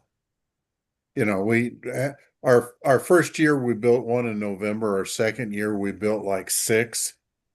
The next year we built like 8 or 9. But no, 5,000, 650 in one year. No, Yeah. had no clue that we'd ever get to that point. And I mean, a lot of times we fall into the habit of talking about the ramps because the logistics of building a ramp are really just, it's a lot. But what's actually happening here is that it's 5,000 people and their families that we have helped. And that's 650 people and their families this year that we've been able to serve with our team of volunteers and our staff and our donors. It's just really incredible. 500 and wait, 650, 5,000 people that have reached out and said, hey, I really need help getting in and out of my home, or my mom really needs help. Or, sometimes we're hearing we've had to call emergency services because we've been able to get in and out for, different medical appointments and such like that. And so our teams go out there and build them a ramp. And we've done it 5,000 times, almost 5,000 times. That's crazy. I'm really grateful to be part of this mission. We estimate that each of our ramps impacts an average of 10 people. the client, of course, the caregivers, the family members, the neighbors and friends. We estimate that each one, so that's 50,000 people that have been impacted over the years. So yeah, it's crazy doesn't begin to cover it. Yeah, and it just goes to show, where there's a will, there's a way, right? And it shows it highlights a community, uh, you know, a broader community, many individual communities, right? But a broader community that's kind of sat there and said, uh, I can make a difference, right? And we can make a difference. And everybody's individual effort kind of comes together to do uh you know something like that's absolutely like amazing. And I remember the postcards that were designed that had that first like ramp sketch kind of like design on the back of them. I can't remember, was it did you were they handouts for like volunteer appreciation, Laura, They were or for last year, our annual fundraiser last year in 2024. Our theme was celebrating our 4,000th ramp. So we did share the actual sketch of the 4,000th ramp, and the goal of that was just to really help people make that connection in their mind that the ramps just don't happen. That's definitely a process, and that hand drawn sketch is just one step in the process. But everywhere along the way, we have a volunteer or somebody putting their heart, their time, and their effort into serving this mission. And then I just want to share again, real quick. We've just had some incredible gift. We have an anonymous gift, $100. Volunteers, let's make this fundraiser happen. I love that comment. Thank you so much. And then Philip Rush, incredibly generous. Thank you so much. $255.58. We are up there now. We're at $923 of our fundraiser towards our goal of 5K this morning. Really so exciting. If you didn't get a chance, if you're watching this later and you didn't get a chance to donate during the live fundraiser, we were not going to close this until for another few days, but our goal is to be able to reach that 5,000 today. Really hoping that we can make that goal so we can put that towards building the next ramp. All these ramps here today, they're going to be funded by our donors, our grant partners, and our corporate team builds. But we have so many more clients out there waiting for us to go out there and build that ramp. So your support and being able to make this happen is absolutely crucial. We cannot do this without our incredible donors. So thank you so much. all right. And yeah, and so talking about that, so basically we just about got one of these paid for, right? I know these were previously funded and that's why we're out there in that, but basically in essence, through the donations received thus far, we basically have one ramp paid for. And yeah, I mean it just, words can't really convey the fact or the impact that you guys had just talked about, right? When you talk about building the 5,000th ramp coming up here, in here just shy of 3 weeks, and saying that estimating 50,000 people impacted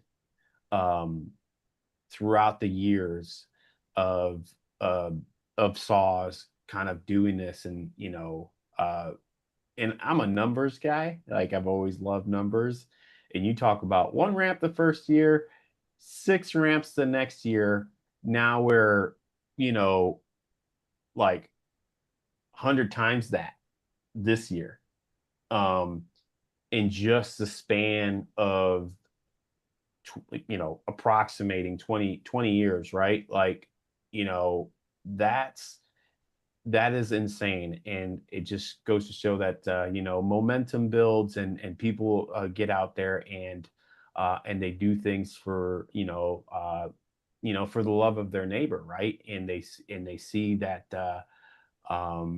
you talk about expressing God's love, right? And saying taking care of folks that really really really need it, and you see it out there as when we first started the stream, uh, there was nothing, in terms of a ramp or anything like that in front of all these like uh, porches and doorsteps and all that. And then now you start to see, you can see the effort in real time. It's like my favorite thing about Ramp-a-thon, in terms of just being able to see the impact in real time. And by this afternoon, all these families impacts, lives are going to be impacted by the fact that they can get their loved ones in and out of their own home,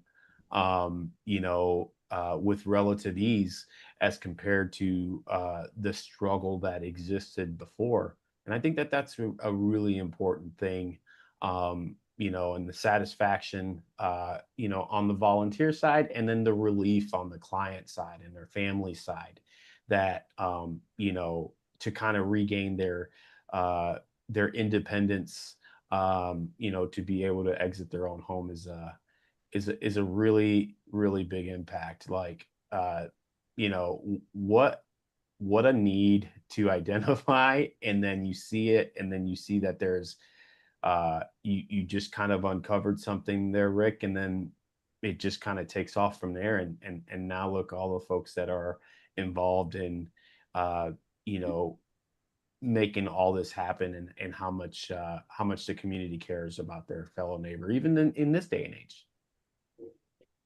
Well, and I think that, the cliche that it's taken on a life of its own applies here. And often I get credit for saws, but it is so much more than me or any other individual. It's a collective, and we're looking right now at Team Rubicon. This is an organization that they're basically all veterans, and they are a disaster relief organization. But when they're not out helping on a disaster, they like to have other things to do. So now they've become an integral part of building for us. When they can. So it basically takes on a life of its own. This build that they're working on in Muncie in Delaware, Delaware County, this client that they're building the ramp at her home for, her previous home had a ramp, but she's now in this home, and this home did not have a ramp. And this person has been using a wheelchair as a mobility aid for several years. And this ramp is going to help her come and go freely and safely. So they're really out there this morning, changing someone's life. And that's really incredible. Let's see let's hit up another ramp. Where do you guys want to go? Where do you guys want to take a look at? Want to take a look at South Lyndhurst? I was going to say, it looks like South Lyndhurst getting pretty close. So Elkhart is on a little snack break right now. Okay. How's the build going out there in Elkhart? This is going really smoothly for us. It's just a straight add-on to a pre-existing deck. The driveway's got a little bit of slope to it that we'll work with here, and the ramp will overlap a little bit where the driveway was finished and the yard starts, so we'll work with that. But this is a pretty straightforward build. That's good to hear. I understand that the client there in Elkhart, Lucinda, she has been at risk at a fall risk with her stairs there. So this ramp is going to vastly increase her safety and her ability to enter and exit her own home without personal danger. Yeah. If I understand correctly, she hasn't been out for over 2 years. Oh my goodness. Wow. Thank you for sharing that. Yeah. So yeah, this is most of us, that's pretty hard to imagine. Yeah. So, but we're on a little snack break for right now, so I'm sure you can find somebody that's working hard.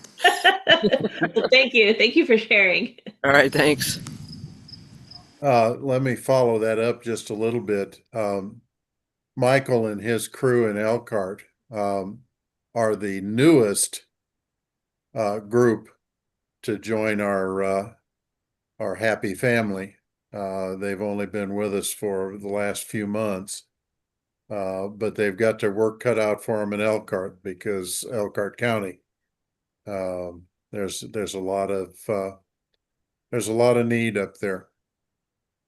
That's a good point. I was going to bring that up. Yes, we've had some trouble in Elkhart getting volunteer crews going. Is that correct, Rick? Absolutely, absolutely. We were blessed when we ran into Michael and his group from Creekside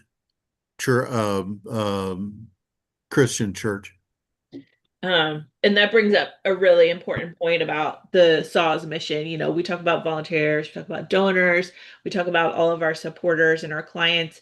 But one just absolutely the linchpin to making this impact happen and this change happen for our neighbors is our project managers. And those are volunteers that, you know, take that mantle on and they go out there and they lead the build. So, you know, we give them the support that they need, but they take that leadership on. And each one of these builds that you're seeing right now, and the builds that are happening all around the state. I know we have a build going in Virginia, although we're not seeing it this morning, but those are all being led by people that are not only giving their time and their effort, but they're also taking that leadership on it and really investing in making sure that our neighbors are getting this safe access. So shout out to our project managers. We're always looking for new people that are willing to help out. As you can see, it doesn't even really, it's not a huge commitment, but it does take a little bit more effort. And if you're interested in helping out as a project manager, we do provide leadership training. We provide all the tools and support that you would need, but we just need that time and that effort from you. So if you're interested, let us know. You can email us. Rick is at rhaggerty, so his name right there, rhaggerty at sawsramps.org or admin@sawsramps.org, and I'll make sure that information gets to the necessary party. So if you're interested, please, we absolutely need that help. These builds don't happen without none of these builds are out there without a project manager on site. So that's absolutely, like I said, the linchpin to making this impact happen. Well, and a quick follow-up to that, and thank you for bringing that up because earlier David asked what are our biggest challenges? And next to funding, project management is our biggest limiter. We could build a lot more of those 400 ramps for people that are waiting if we had more project managers. So if you're inclined, if you know someone that might be inclined, it's a perfect avocation for failed retirees. It's something that you can really get your teeth into and get something back out of it. But yeah, that Laura's right. That's our biggest limiter at this point. Yeah, and I mean, yeah, it is impressive what the project managers do and taking up, like, not only just saying, okay, yeah, I want to volunteer, and and that's a big impact in and of itself, but then That's our biggest taking that extra step to say, okay, I want to help coordinate these efforts that are out there. And this is, we talk about how simple it is on the individual side of things, and it looks like Greenwood might be just about done, or I'm not sure what's happening there. She just grabbed the camera, but but talking about the fact that all the things that coordinate and being able to see the overall picture. And I've been to like a couple of builds, and I see the leadership of those project managers, and I see the heart that they have for the work that they're doing out there, and it's really impressive because they'll take a crew that's inexperienced, that's got some inexperience with it, right? And folks that are maybe individually inexperienced, and then they'll give them a quick tutorial on something, and then before you know it, that volunteer's out there, like, helping produce something. And you see all these different styles of builds, in terms of like dealing with the terrain and all of that. So they play a pivotal role in simplifying things for individual volunteers to be able to make an impact in a very meaningful way. So yeah, very impressed with what project managers do and how they lead these things, and the fact that, again, these guys are, they're volunteers, and they get out there and they get after it. And yeah, that's I think that's absolutely amazing to see how well they coordinate these things. And then you can't get to 5,000 without without these folks being out there and doing some really big things, and some additional tasks too. They're out there streaming this for us and sharing this with us for all of us to see. So I think it's definitely a really cool thing that's happening out there. What you promised 15, we can do that. It's We got some audio coming in from Muncie. Yeah, we need to everybody get one. One for they're just slide the whole right, get the screws in there. So okay, now go.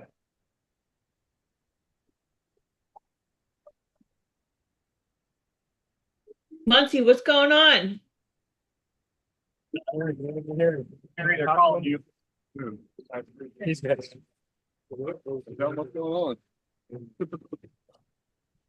No, you can talk to him. Nobody puts the time. Hi. Morning. Thank you for helping us out with this live stream. How's it going? Going pretty good. We actually have a little bit wider ramp than normal. 48 inches. I heard him talking earlier about that because she's in a hospital bed and wants to be able to have people walking next to her down the ramp. So made ours a little bit wider.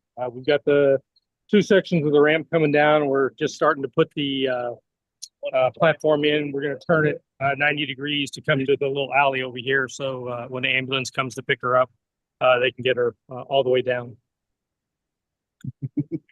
Anything else, Perry? No.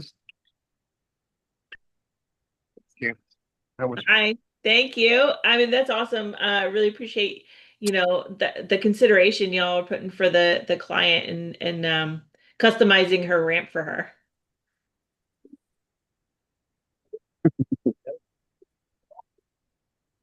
Yeah, you're welcome. No problem. They're starting up with the power tools again. So.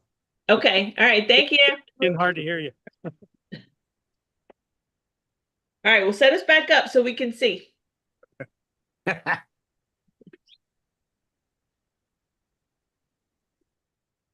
That's awesome. That's awesome. So, we talked about each of the individual builds and the individual considerations that go into it, right? And they talk about, okay, this client expressed a need, and and they're like, yeah, okay, we'll make it a bit different to fit that specific need. And the logo has a wheelchair on it, but they reference the fact that she's in a hospital bed, right? And so each one of these situations where they're using different mobility aids, right? And again, folks that have the heart to say, okay, let's see what we can do to help this person out. And and you can't help what happens in life, right? But it's going to be a big deal for her, to be able to kind of do that, and and be able to go down the ramp with her family member, being able to walk with them and achieve at least that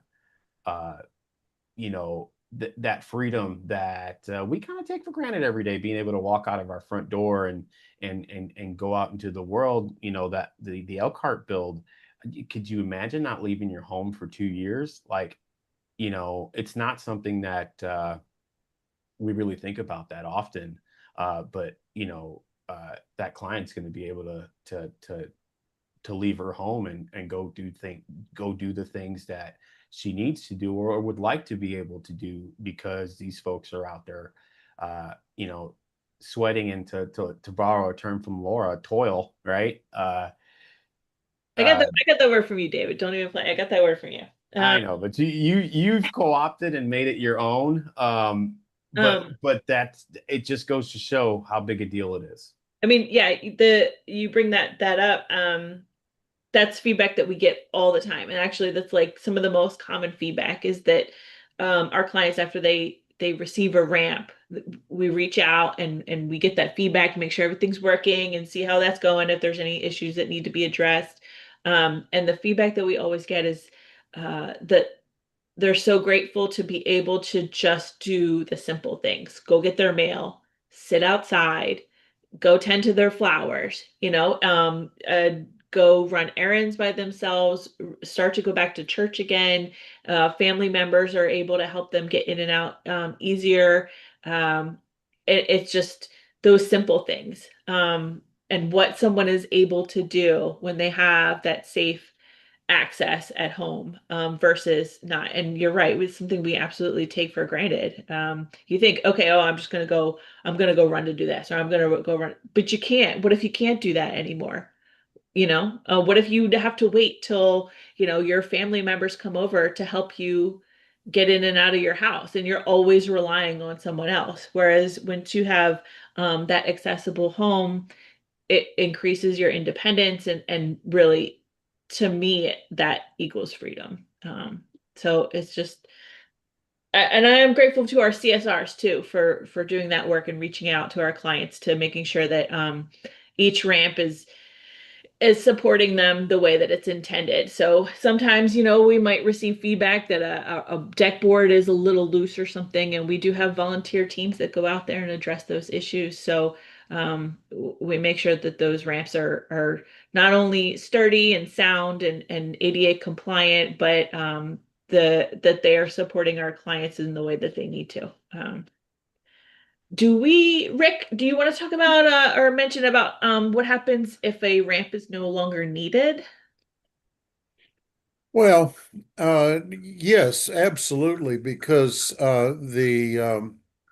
the rate of reclamation or I've been told I can't use recycling because it's not technically recycling, but reclamation it continues to grow. We don't like to admit or recognize that people that we serve sometimes don't make it a lot longer. So, their ramps are no longer needed.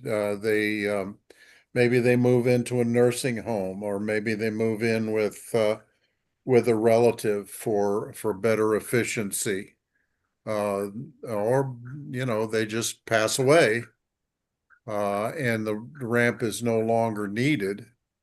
One of the benefits of the way we build, with everything assembled with screws and the UEs not set in concrete in the ground, gives us the ability to, we reuse probably about 85% or a little bit more of a recycled ramp. So we can't take Laura's ramp and put it at David's, because no two are going to be that much alike. But since these are modularized platforms and ramp sections and so forth, we can take those sections apart and plan and design them into another build. So it very much helps us with our cost control,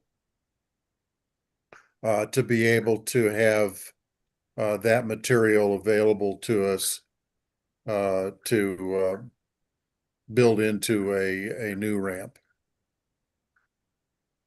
So you said up to, did I hear that right? Up to 85% potentially, when a ramp isn't needed and volunteers go out there to kind of basically disassemble and then in essence remanufacture onto a different build. That's pretty, that's more efficient than even what I expected would be able to kind of be reused. Because you look at, just highlighting the fact that all these ramps are different lengths, different styles, different angles, different, like you name it. There is something unique about every single one of these ramps that we're looking at here. You got a fairly long ramp that's pretty straight on. You've got a couple of smaller ramps. You talk about the Anderson build underneath the carport that's kind of like swinging around there. So all these ramps have unique circumstances to it, and so to be able to potentially repurpose 85% of a ramp when it is repurposed is really cool. And again, that just goes to show that everything that Saws is doing has how many people can we help, and then how can we be as efficient as possible in terms of being good stewards of the love that people have shown in order to, again, continue the mission and kind of pay that forward a little bit. And I think that's really awesome. So a couple things. One, I just wanted to put it out there. We can't always recycle or reuse every ramp. It really depends on the age and the condition of the ramp. And we will only reclaim a Saws ramp because we do have certain quality controls based on the lumber and things like that.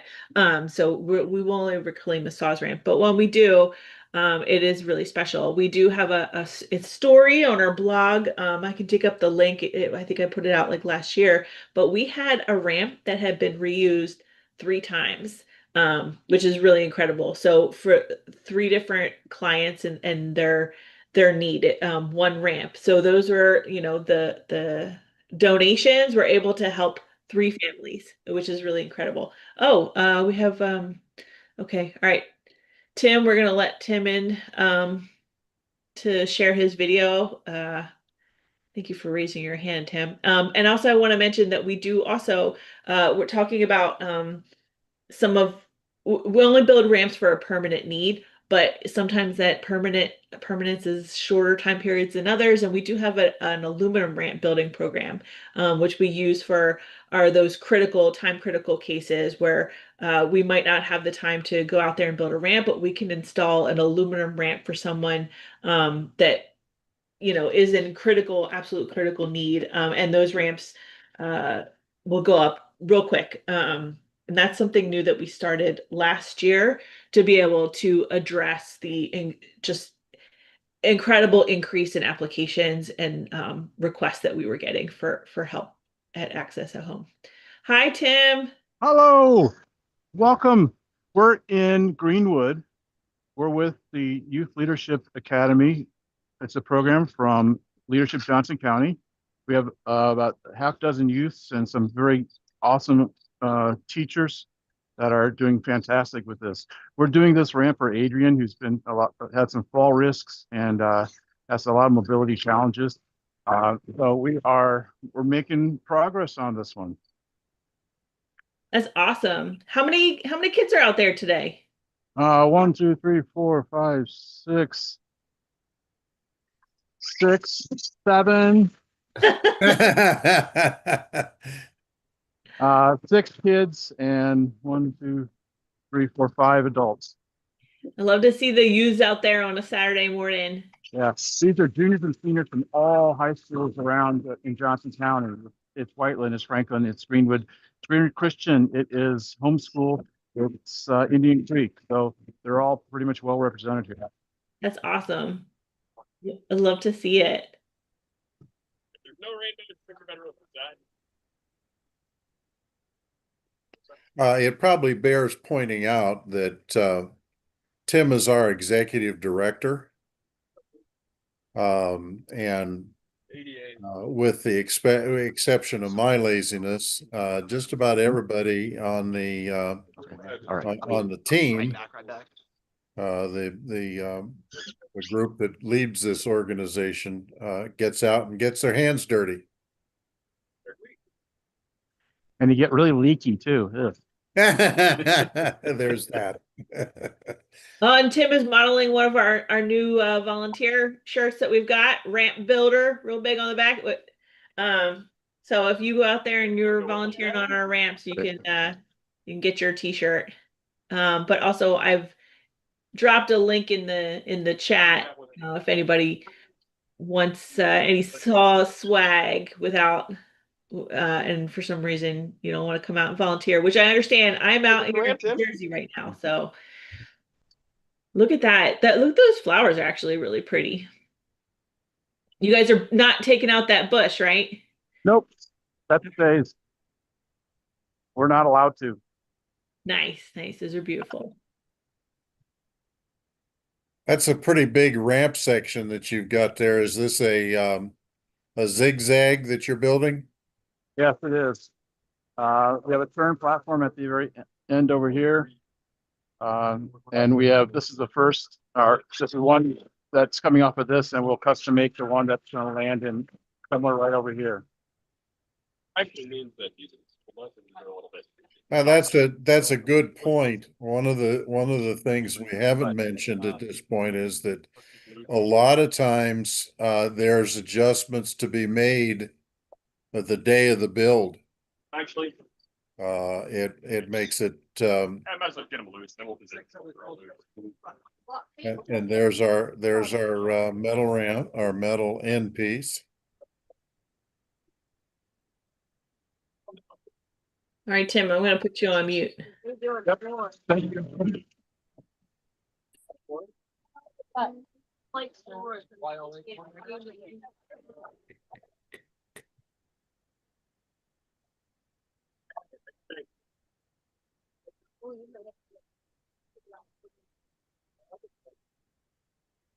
Oh, my bad. I put myself on mute. I was gonna say, wait a minute.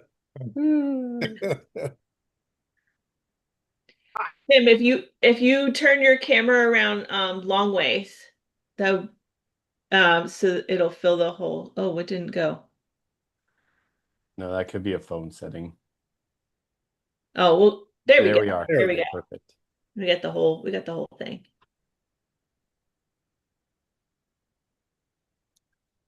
Oh, nice. Nice. It's great quality. Great quality. Nice phone, Tim. Good reception. Oh wow, look at that. Yeah. Yeah, it's good. It's cool to see the kids out there. Yeah, yeah. Look at that drop, like, can you imagine if you're someone who's using a wheelchair trying to navigate that from your front door to the ground or to go take care of those beautiful flowers, all those pretty pink flowers, like that would just be such oh God, so much work, so difficult, very limiting, you might not get out there at all, as we heard from our Elkhart build.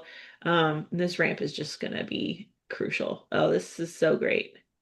I'm so glad that they're going to be able to leave those pretty flowers. I know that our homeowners appreciate that. It's never, we always try to be respectful of their space. And I know that before we just go out there, we don't just like throw a build on any old house. Our process includes a site evaluation to kind of take a look at the entire project and what the client needs and what are the space available that we can build in, and before creating that plan with our, as Rick, you said, the modular ramp pieces. Oh, it looks like we lost him, but hopefully he'll come and hang out back with us soon. One thing I did want to mention, just a shout out to ourselves, is like you mentioned the Team Rubicon is a veteran led organization. all of us hosts right here are veterans. Hey, no, did 10 years in the US Navy, US Navy Chief. And then David, he just retired last year from the Army, 22 years in the Army. How many tours of duty? 4, I think. Yeah, 4 4 deployments. overseas tours, 3 in the Middle East, 1 in Asia. Yeah, and happily retired. Enjoyed my time. But yeah, good to be on this side of the fence. For sure, and value all the experiences and everything that's given me. And you see it in folks like the Team Rubicon team, right? Like your kind of like your service like that need to serve, right, kind of still exists. And Rick, again, as evidenced, right, like in trying to find ways to serve others, and find how it best fits your mold and your skill set. And so, not that it's a requirement, right, to haven't had to serve to feel that need, but I think that the impetus to kind of continue that work is very strong in veterans. Yeah. We have a lot of veterans on our volunteer team. Earlier today, that first build that was completed, Pete Moore, I know he's a Marine Corps veteran. And I got to say, a lot of our clients are veterans as well. And that's something that we definitely prioritize. When we get those veteran applications, we make sure that we take care of them, because that's something that we absolutely, we value. Rick, if you want to pipe in here, Rick is a Vietnam veteran, and he founded it. And that call to service, I think it's addictive. I gotta say, it's addictive. Like, once you serve and you receive that, that job satisfaction of being part of the community, of making something in your life, in your world better, that's something that you don't want to give up. You just want to keep to seeking that out. And SAWS, I feel like we provide a valuable service to the community, and just an easy way for anybody to jump in there and help out those around us. Well, and the guys from Team Rubicon are a really good example of exactly what David was saying. Almost to a man or woman. Their desire to continue to serve others is these are guys, you notice they're wearing gray shirts. But the ramps that they build are considered blue sky efforts, which means that they're doing ramps when they're not out searching disaster areas, clearing out rubble, helping to rebuild. These are people that are, service is their watchword. So what David was saying is absolutely right. They just want to continue. Yeah, and that's pretty cool. And I'm glad to see that they've partnered with SAWS to kind of help with some of these builds in some of the lesser served areas, and they continue to find ways to find every opportunity to serve. So that's really cool that these folks are out there doing that, and giving SAWS a lending hand to a need that we've clearly talked about since the stream started, and helping to reduce that backlog a bit, one ramp at a time. And and it's kind of like mutually transactional, right? The satisfaction of being able to have an impact on someone and their family, and at the same time kind of continue to work those muscle groups a little bit, right, in terms of that team effort that it takes to kind of do something and get after it and get it done. And you always hope that they don't have to, go out and do a bunch of the disaster relief efforts that unfortunately will happen again in the future. So, Team Rubicon on a blue sky project is, that's pretty heartwarming, and it's nice to see again that, through the impact of the volunteers and the donors and everybody that's been part of the SAWS community, that other organizations have taken notice and have really taken to wanting to be a part of the effort. That's happening all over the state of Indiana, but you guys talked about your affiliates in Virginia and Arizona as well. So I think that's a credit to everybody that's ever clicked on a SAWS link and decided that they wanted to be a part of something, however small or large that it might be. Just a quick, interesting point.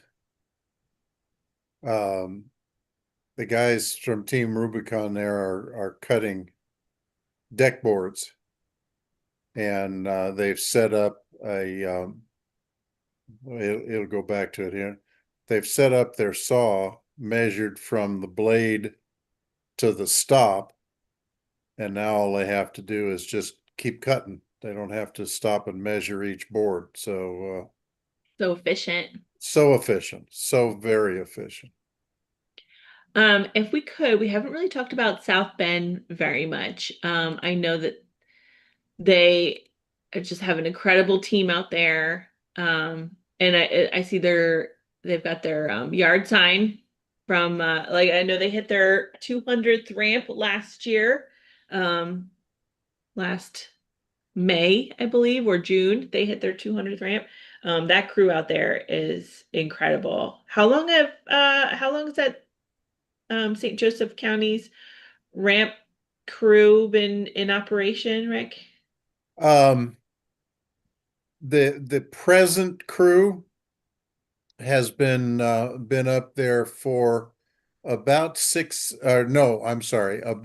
11 years. And there was a crew before them until the crew leader moved to Tennessee, and this crew took over. But they're building two today.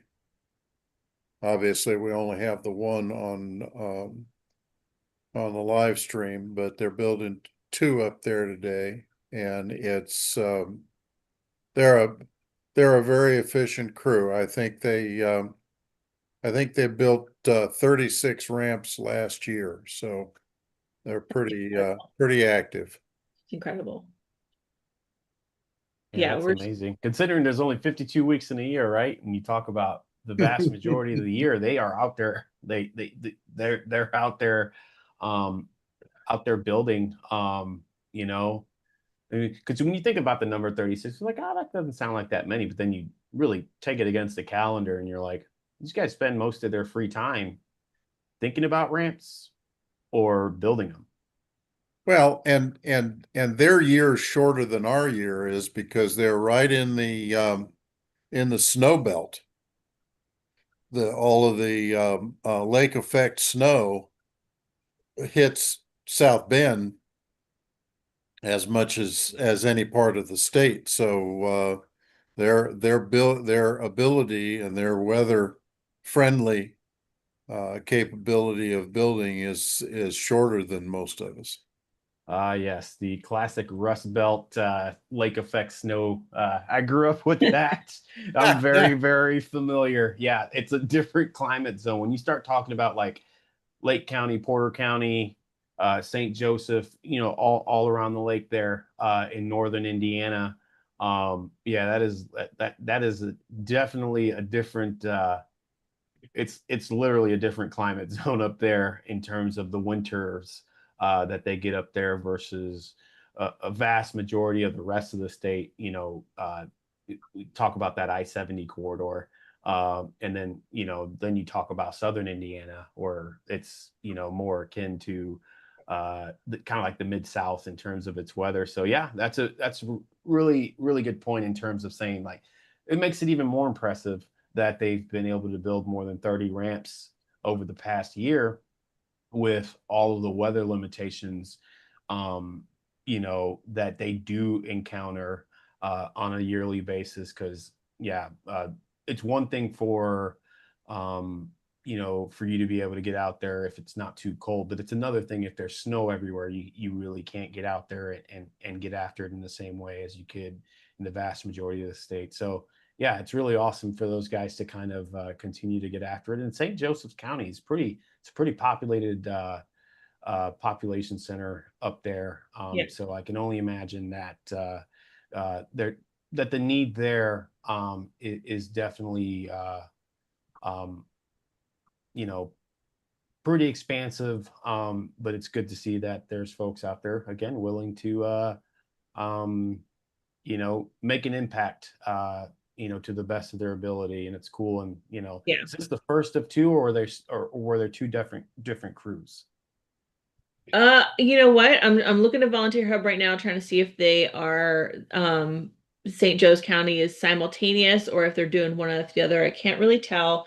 But I will say I can share some information. I believe this client, James, he struggles with a fall risk with his current setup. And his wife Francine has to call the emergency services when these kinds of episodes happen, and they've been really struggling with the safety at their home.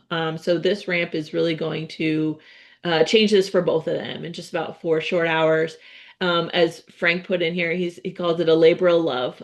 So I know that they're serving 2 clients that day, but even just one person and then their loved ones, it makes such an incredible impact. And unfortunately, the need for accessibility and safe access at home, it's not going away. But that's why we're so grateful for our volunteers that go out there. Like you said, almost every weekend, this crew's out there building to try to support those people in their community that deserve access just like we all do.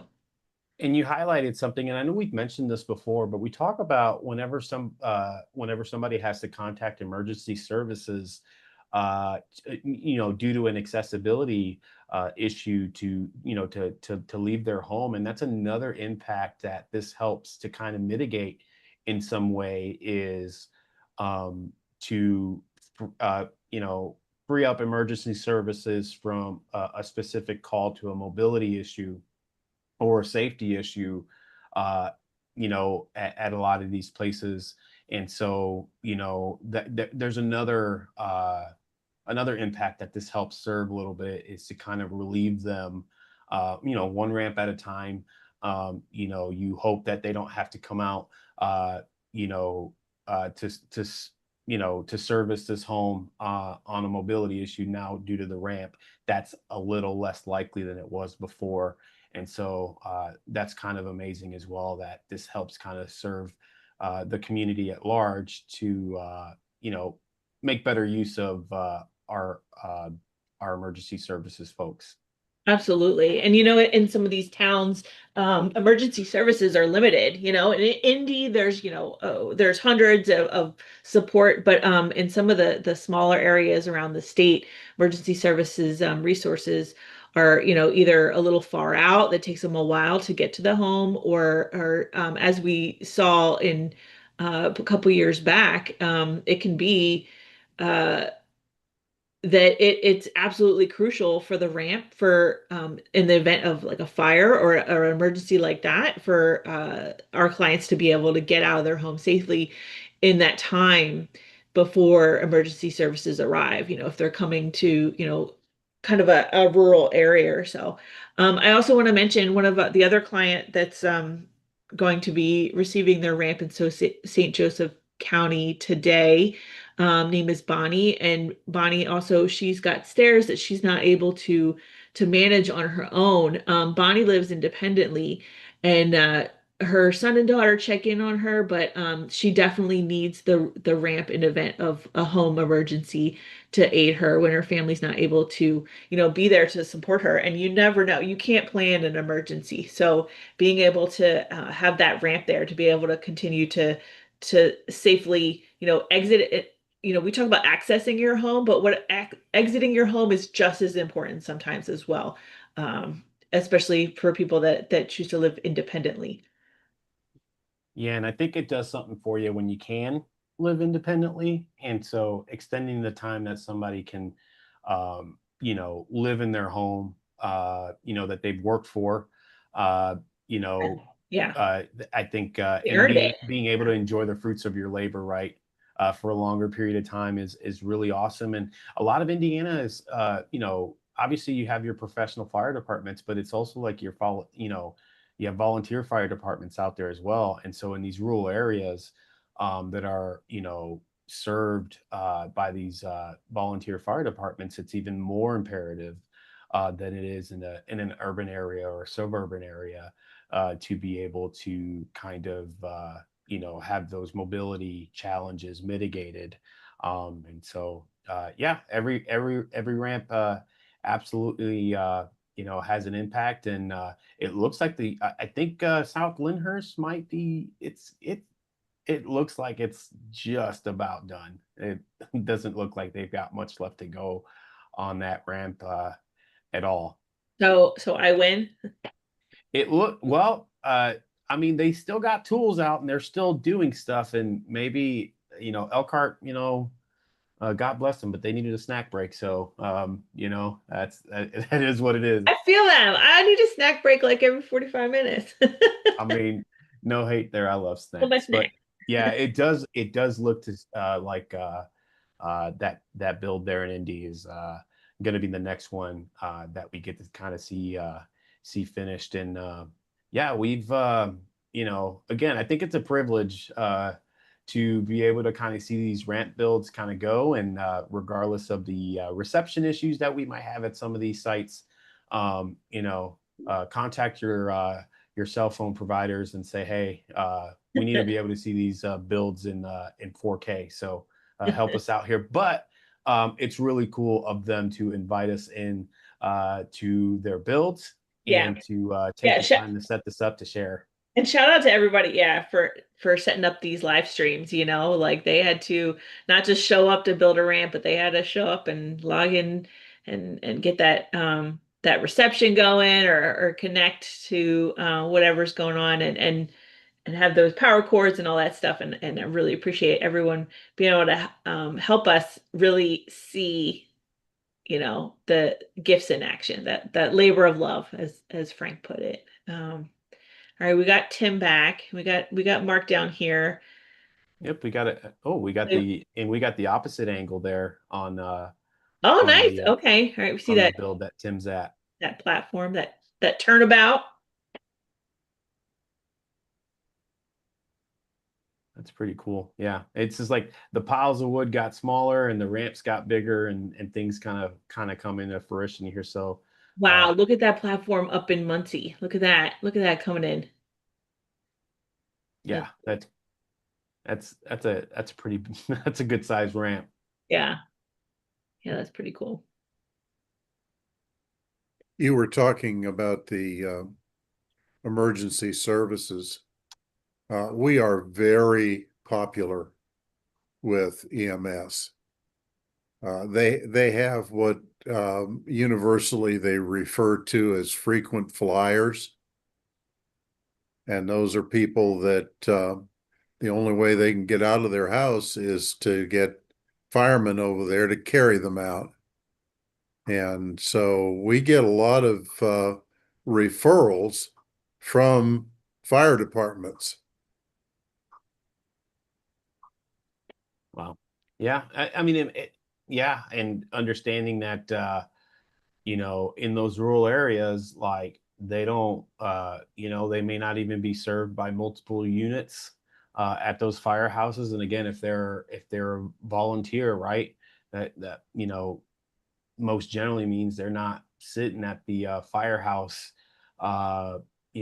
stationed there waiting for a call, they're usually kind of, having to kind of respond to, and I mean, I've driven all over the state of Indiana, and it could be, it's like 10 miles or more between where somebody might be and and the nearest EMS resource, let alone the time that it takes somebody to get there. And they do they do good work. I've seen those folks out there, again, having crisscrossed all the roads all over the state. But yeah, I think it's another way that SAWS is working to help its community. It's kind of like an indirect kind of effect, though, but still an important one to kind of free up those emergency services. Are you to going to want respond to, emergencies. the ramp segment all the way? Okay. Thanks, huh? Think that's pretty good? This. Oh, I think we can put them on mute, I think. Okay. Yeah. Yeah, I thought he was actually trying to talk, but yeah, it's pretty awesome, the impact, again, that's being shown here on all sorts of different aspects of what we do. So if I might pry myself, let's talk about SAWS in 2026. What does that look like? Well,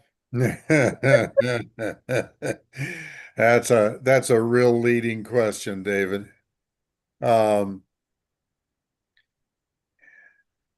Right now, and we're just coming into the season where we're going to start budgeting for next year and figuring out what 26 looks like.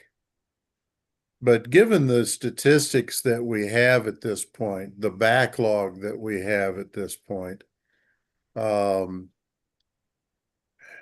we may not be too many years away from a 4-digit build year.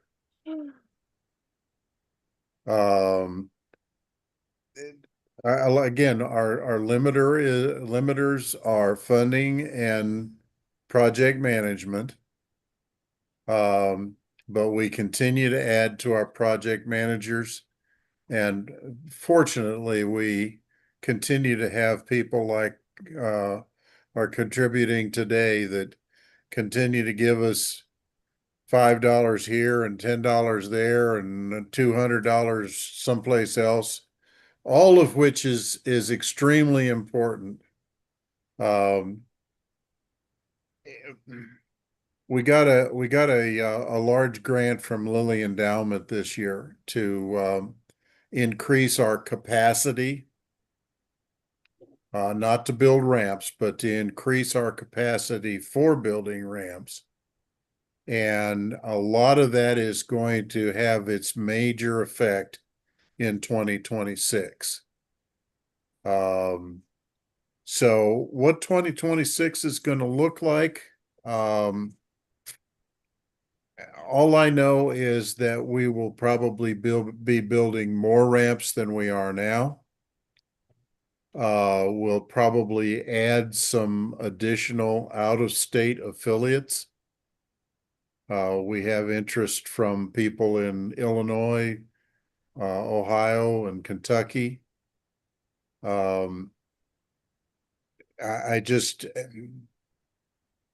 I probably wouldn't have said this years ago before things began to heat up, but I think our growth is just going to continue to be on what our old executive director used to call a hockey stick, up, up, up, and up.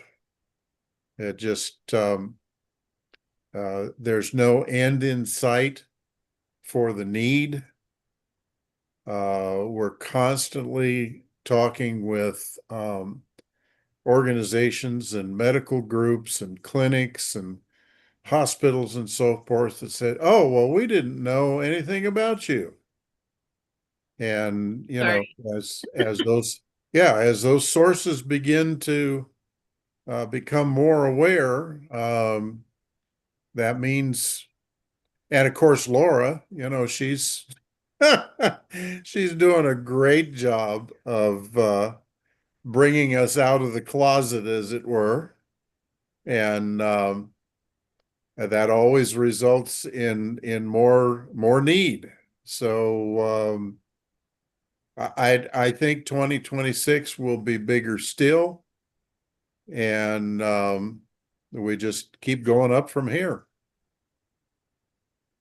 That's awesome to hear. And yeah, I think it's looking at, you know, where, I mean, every year it's like, hey, I don't know that this is actually possible. And then, you know, to kind of surprise yourself a bit, you see that it is possible, and that it did happen. And you know, and it can certainly be uncomfortable to kind of grow into something, right? And it always feels, you know, you get that sense of uncharted territory, if you will. But at the end of the day, I think uh, what Saws really leans on is the fact that the mission, right, and what it wants to do is always center stage. And I think that uh, that's always been something that's impressed me about this, because what you see on your screen here now, right, is literally what this is about. Everything supports the efforts of volunteers getting out there. So from the donations to the visibility efforts, and then all of the things in between, in terms of really wanting to share the vision that started with, you know, one ramp, unknowing that it would eventually turn into 5,000. And, you know, and you talk about Ooh. like these 1,000 ramp milestones used to be like, okay, this is a really big deal. And they continue to be a really big deal. And they absolutely are. But you're talking about possibly over the next couple of years, potentially increasing the capacity of the organization enough to be able to have a 4-digit year. David, I'll Um, interrupt real quick. yeah, Rick, what's happening here on this indie build? What was that? I'm trying to figure that out. It almost looks like they're trying to move the ramp over. Yeah, maybe there was a piece of it that was because I believe this ramp down here, this is our volunteer project manager, Scott Turnquist, who's just absolutely incredible, an absolute powerhouse, one of my favorite volunteers because he always posts on LinkedIn, and he's very efficient and very organized. Really support him and his team from the Lafayette Rotary. I believe that's their yard sign there in the front. He's letting our That's it. client know that they're just about done. I believe that's It's Fisher's Rotary. Fisher's Rotary. Fisher's Rotary. I'm sorry. I believe that's the leaf blower that they have out there, getting all that sawdust off of there, and all the debris. I think he's trying to get the client to come out and try it. that's awesome. It's so cool to see, like, again, like this morning, completely different. And then now all of a sudden, you know, uh, you've got a ramp built there. And I think on the left side of that ramp there, towards kind of like where that what would be like a turn platform or whatnot. Right. I see that plaque there. See the little, Yeah, the little black plaque. Yep, you're right. I see that there. And yeah, this looks absolutely amazing. And again, you know, like uh, so much dedication by all these volunteers to get out there and you know, and you know, it looks like they're taking their group photo now, and to, you know, impact uh, Another family. another community, another client, another family. You know, and they're going to get done here. They're going to clean up, and then you know, they're going to go off to plan the next one and build the next ramp. So amazing work by all these folks. And I think the gentleman in the black hat is the client. Up a black t-shirt and black hat up on the platform. Yes, that's Ryan. Yeah, he's been experiencing some issues that are worsening. So this ramp is going to support him now and more crucially in his future, and his family to help him, and he'll be able to get in and out of his home without assistance now. This ramp is going to make his life a lot easier now and moving forward, and for his family, and it's such a cute little house. I love it, and I love that we could help them out with this, because even one step can really be a barrier when people are struggling with mobility issues. Well, and if you look at his wife standing next to him, Mm-hmm. and you look at him, her trying to help him get in and out of the house is not real reasonable. Yeah. He's a big guy and she's a little gal. Yeah.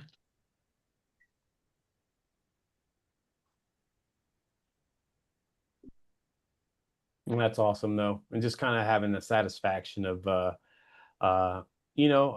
job well done, right? And being able to take time to if the client wants to chit chat a little bit, I'm certain that all of their hearts on both sides of this are full at this moment, as they kind of realize the impact of their work this morning, and then how this is going to serve the client in the future, with the accessibility issues that he previously had that are again mitigated to a great degree by the efforts from these volunteers this morning. So Yeah. all good things, and kind of nice to see this in the world, where folks continue to try and find ways to help their neighbors. So this is really awesome. And also for Laura, this means that she won the bet. So you're getting half a coffee and half a Coke, because you said one or the other, kind of, sort of. So coffee, have a Coke Zero. Yeah. I'm just going to mix them though. So yeah, no, don't do that. Oh, I'm just kidding. So, but yeah, as folks continue to work here, and we see the progress there. It looks like maybe South Bend might be done here soon. Maybe, I don't know. I placed my Elkhart bet, but yeah, I think South Bend might get done a little bit more quickly than them. But either way, regardless of the length of time that it takes, all of their efforts have been duly noted this morning, and hopefully everybody watching this, whether now or in the future, can kind of see there. And Laura, you want to do that thing where you tell people where they can donate and find information and all those things? Yes, David. Yes. Okay. So we have our incredible Ramp-a-thon fundraiser going on. Here's our page. I have it pinned up in a chat, and then it's on Facebook. If you can support us, we really appreciate it. We are almost 1/5 of the way towards our goal, our day of giving goal here today. We're aiming to raise $5,000 to help build more ramps. So we're watching ramps, and then we're paying it forward. We're helping build more. And thank you to everyone who's donated already. So we have 9 gifts so far. We've received one recently from Kelsey Van Wyck. Thank you so much for your generous donation. Philip Rush. We had an anonymous donation and a comment. Volunteers, let's make this fundraiser happen. Douglas Brown, encouraging everybody to keep up the good work. Byron, in honor of all the dedicated volunteers making a difference in so many lives. Like we're seeing our volunteers live, putting out that labor of love right now. So really so incredibly grateful for all the support that we've received. Anything you can give, $5, $10, really lets our volunteers know that you're watching and you support them and you love them and you're here for the mission. So thank you for all of our donors. And if you're able to give, we really appreciate it. Awesome. Yeah. And, and there's all kinds of ways to get involved with SAWS. If you're looking to gain more information, what's that website? What's the SAWS website again? SawsRamps.org. I'm going to drop the website link in the chat. And you can find everything you need to know about SAWS there. You can volunteer, donate if you're interested in planned giving or donor advised funds. There's information there. You can email us directly. You can subscribe to our emails on there. You can get involved with our team building program and get more information on that as well. We also have a blog where we share a lot of our incredible client stories, our volunteer stories, some of the stories of how we've connected with groups and the impact that we're able to have. So it's everything you need there, sawsramps.org. Come check us out. Sawsramps.org. SAWSRAMPS.org. Yes. Okay. Yeah. Right, because we're servants at work, but our nickname is Saws. I know. But once it flows off the tongue once you start getting used to it. Saws, ramps, Saws, ramps, Saws, ramps. So, and that's awesome. And again, so we've highlighted thus far all of the different ways that one could contribute, whether it be their time, whether it be their money, or simply their support and awareness and sharing the story of SAWS and its mission with those around them. What I would say is don't ever think you're not enough, or that your contribution isn't enough, or that your skill isn't enough, or any of those things. I think you can basically look at everything and say, like, there are ways for you to participate. And if you don't know how, or if you don't have any idea how, all you got to do is get in contact. And even if you don't know quite how you can help, you can just reach out. And there's a lot of helpful folks, both on the staff and the volunteers that support the staff 20-fold, and they'll point you in the right direction. And, it could be a contact that could change your life for the better. Yeah, looks like Lyndhurst might be wrapping up here. Hi, Patty. Yes. Hi. It is still on. Just a second. We're gonna let Nita. Oh, you went on mute.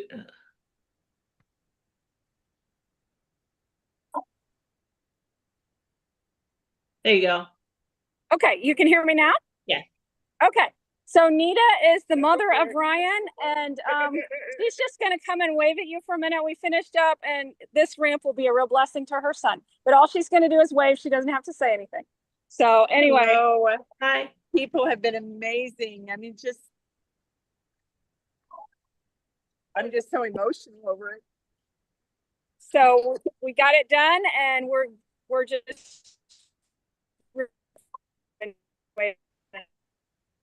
and this was sure, yeah. And the crew was. So I'm gonna. Oh, we had a bit of. Muted. I don't know. No, there was a bit of Did you hear me or no? No, not that last bit. Could you say that again? Yes. So there's this is Rotary Club.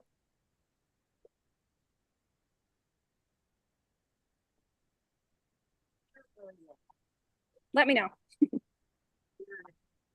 I think there was a bit of a connection issue, but I think we're good. Okay, well, I was just going to say that we wrapped it up. It was Fisher's Rotary. Ryan, let me see if I can't really see there. I think you can see Ryan out on the ramp. So it'll be a real blessing for him and his mother, Nita, who is his caregiver, to help him get in and out. So thank you so much, Patty, and thank you to your husband Scott and all of Fishers Rotary. We really appreciate your support today and every day. Yeah, you guys all are right. incredible. Thank you. I'm gonna sign off. All right. Bye. All right. Awesome. So shout out Fishers Rotary for that build there on in Indy there on Lyndhurst, and you know, it was nice for his mom to come out and you know, just kind of share some quick words of appreciation, even though she didn't have to. She you know, you can just kind of feel that, you know, like, you know, again, it's the okay, yes, they built the ramp. Yes, her son's going to be able to get out, in and out of his home a bit more effectively, and his mother being his caregiver. You know, think about as a parent myself, right? You think about like, you know, you want your kids to grow up and go off and do things, and you don't always expect to kind of have to revert back to that caregiving that you gave them as a young child, and now she's kind of having to do that again. So the impact that has, and then the deeper meaning of what that's really going to help her do for her son, you know, is amazing. And so, yeah, that's again, not things you always think about directly. And that's why it's like there's always different ways that you can impact others. And it doesn't matter what gifts you think you have or don't have. You can always reach out and, you know, and kind of help discover your vocation, as it will, as it comes to being a part of this. And I'm sure Rick didn't think that he was very good at much of anything, but again, when you take a step, good things happen.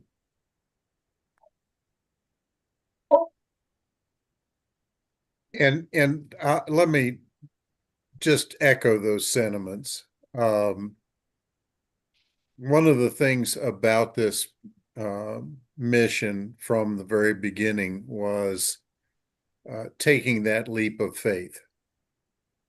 When we walked into that frosty backyard on that cold November morning, none of us knew what we were doing, but we knew what we wanted to accomplish.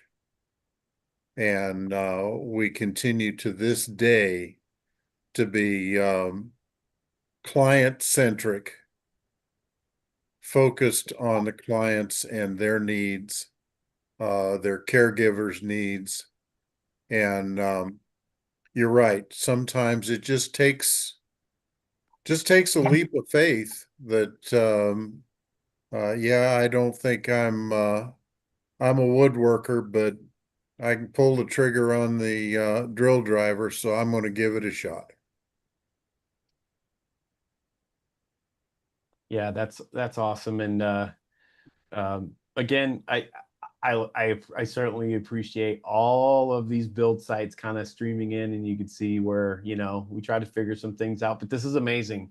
You know, I was glad to be a part of this last year, and due to the fact that I like to talk too much, Laura's like, you got to help me out here. Do the talking here. Well, David, you're a yapper. I know you love to. David does his own YouTube's streaming for he does some day trading, and you know you're great at hosting. So I'm really yapping. At yapping. So I'm really glad that you were able to volunteer your time to help us and keep me and Rick on topic. But what was awesome, right? We talk about last year versus this year on Ramp-a-thon. You know, we had more builds being highlighted, you know, and that was really cool for all of the folks that, again, got to tune in live. And then, you know, folks like this information, you know, in terms of the website, where to get your swag. Look at that term, blast from the past. And any information on saws, it's still going to be at sawsramps.org. you're still going to be able to go there and check out and learn more about saws, learn more about what it is that they do. You got to see it here in action, the core essence of our function. A staff of 6 and active volunteer counts that fluctuate from anywhere from 300 in the low season, and high tide sits at about 1,200 people of volunteers that get out there and get after these builds. They're all over the state of Indiana, chapters in Virginia and Arizona. So it's not only just Indiana, although that's what we're highlighting. The bulk of the effort has been here. And then, you talk about some interest in adjoining states here, in the Midwest, talking about Ohio and Illinois, and trying to kind of stand up additional affiliates to kind of help increase the need. And yet we haven't even, we talked about the saturation. We haven't saturated Indiana yet. So there's still a need there in your community. If you happen to be a Hoosier, understand that there's neighbors you can in and support amongst us. you. Yeah, you can support us with your donations. You can support us by volunteering, by applying for a ramp. You can apply for yourself, but you can also apply for a family member or a neighbor. You can help a neighbor apply for a ramp. That application is on our website. Just go ahead and click that, and then we will have our volunteers who also help support us by calling our applicants and going through that process with them. So that's kind of how that goes. So just head over to our website, sawsramps.org, and then you can donate at our link in the chat, or you can donate on our website, and we really appreciate everything. I know we've gone over time. We were scheduled to 11:30, but I think that it was really good. We got some good client interaction. We got to see a lot of builds going up. I know South Bend will definitely share their client information, and the result of their ramp building is on their Facebook. So our St. Joe's County group has a dedicated Facebook Saws account that you can go to check that out. So I think that we could probably wrap this up here. Hopefully, if you're watching this in the future, you still get a chance to donate and support our Day of Giving goal of being able to fund the next ramp. And thanks for joining us to witness, freedom in action this morning on a Saturday. And beautiful weather today. Thank you to Rick, and thank you to David, my love, for being here and helping me with this live stream. And thank you, Rick, for really just your wealth of knowledge for starting this mission and having the dedication and the vision to really just the labor of love that it required to build us up to this level. 20 years and still out there serving people in our towns and our communities every week. Well, and thank you, Laura, because a lot of the changes that have come over the past few years have been a result of your efforts in getting the SAWS name out into other medias, and for many years we were a carefully guarded secret, and now we're becoming more of a household name. I talk to more and more people all the time that say, "Oh yeah, saws, I know about saws," and your efforts in that area have made a big difference. Well, thanks, Rick. I am honored to be part of the team. Truly, just yes, very grateful to be a part of the SAWS team. All right. Well, Rick, David, any last words before we say goodbye and sign off? Just real quickly, volunteer. Yeah, donate, volunteer. I'll talk, and then let's leave Rick and let him have the final say. But thanks for letting me be a part of this for a second year in a row. SAWS is a wonderful organization. If you haven't figured out by now, make sure you check them out and share the wealth, share the knowledge, and share the awareness, because there's a lot of beautiful people doing beautiful things. Thanks, David. All right. Well, thank you, everyone, and have a good weekend.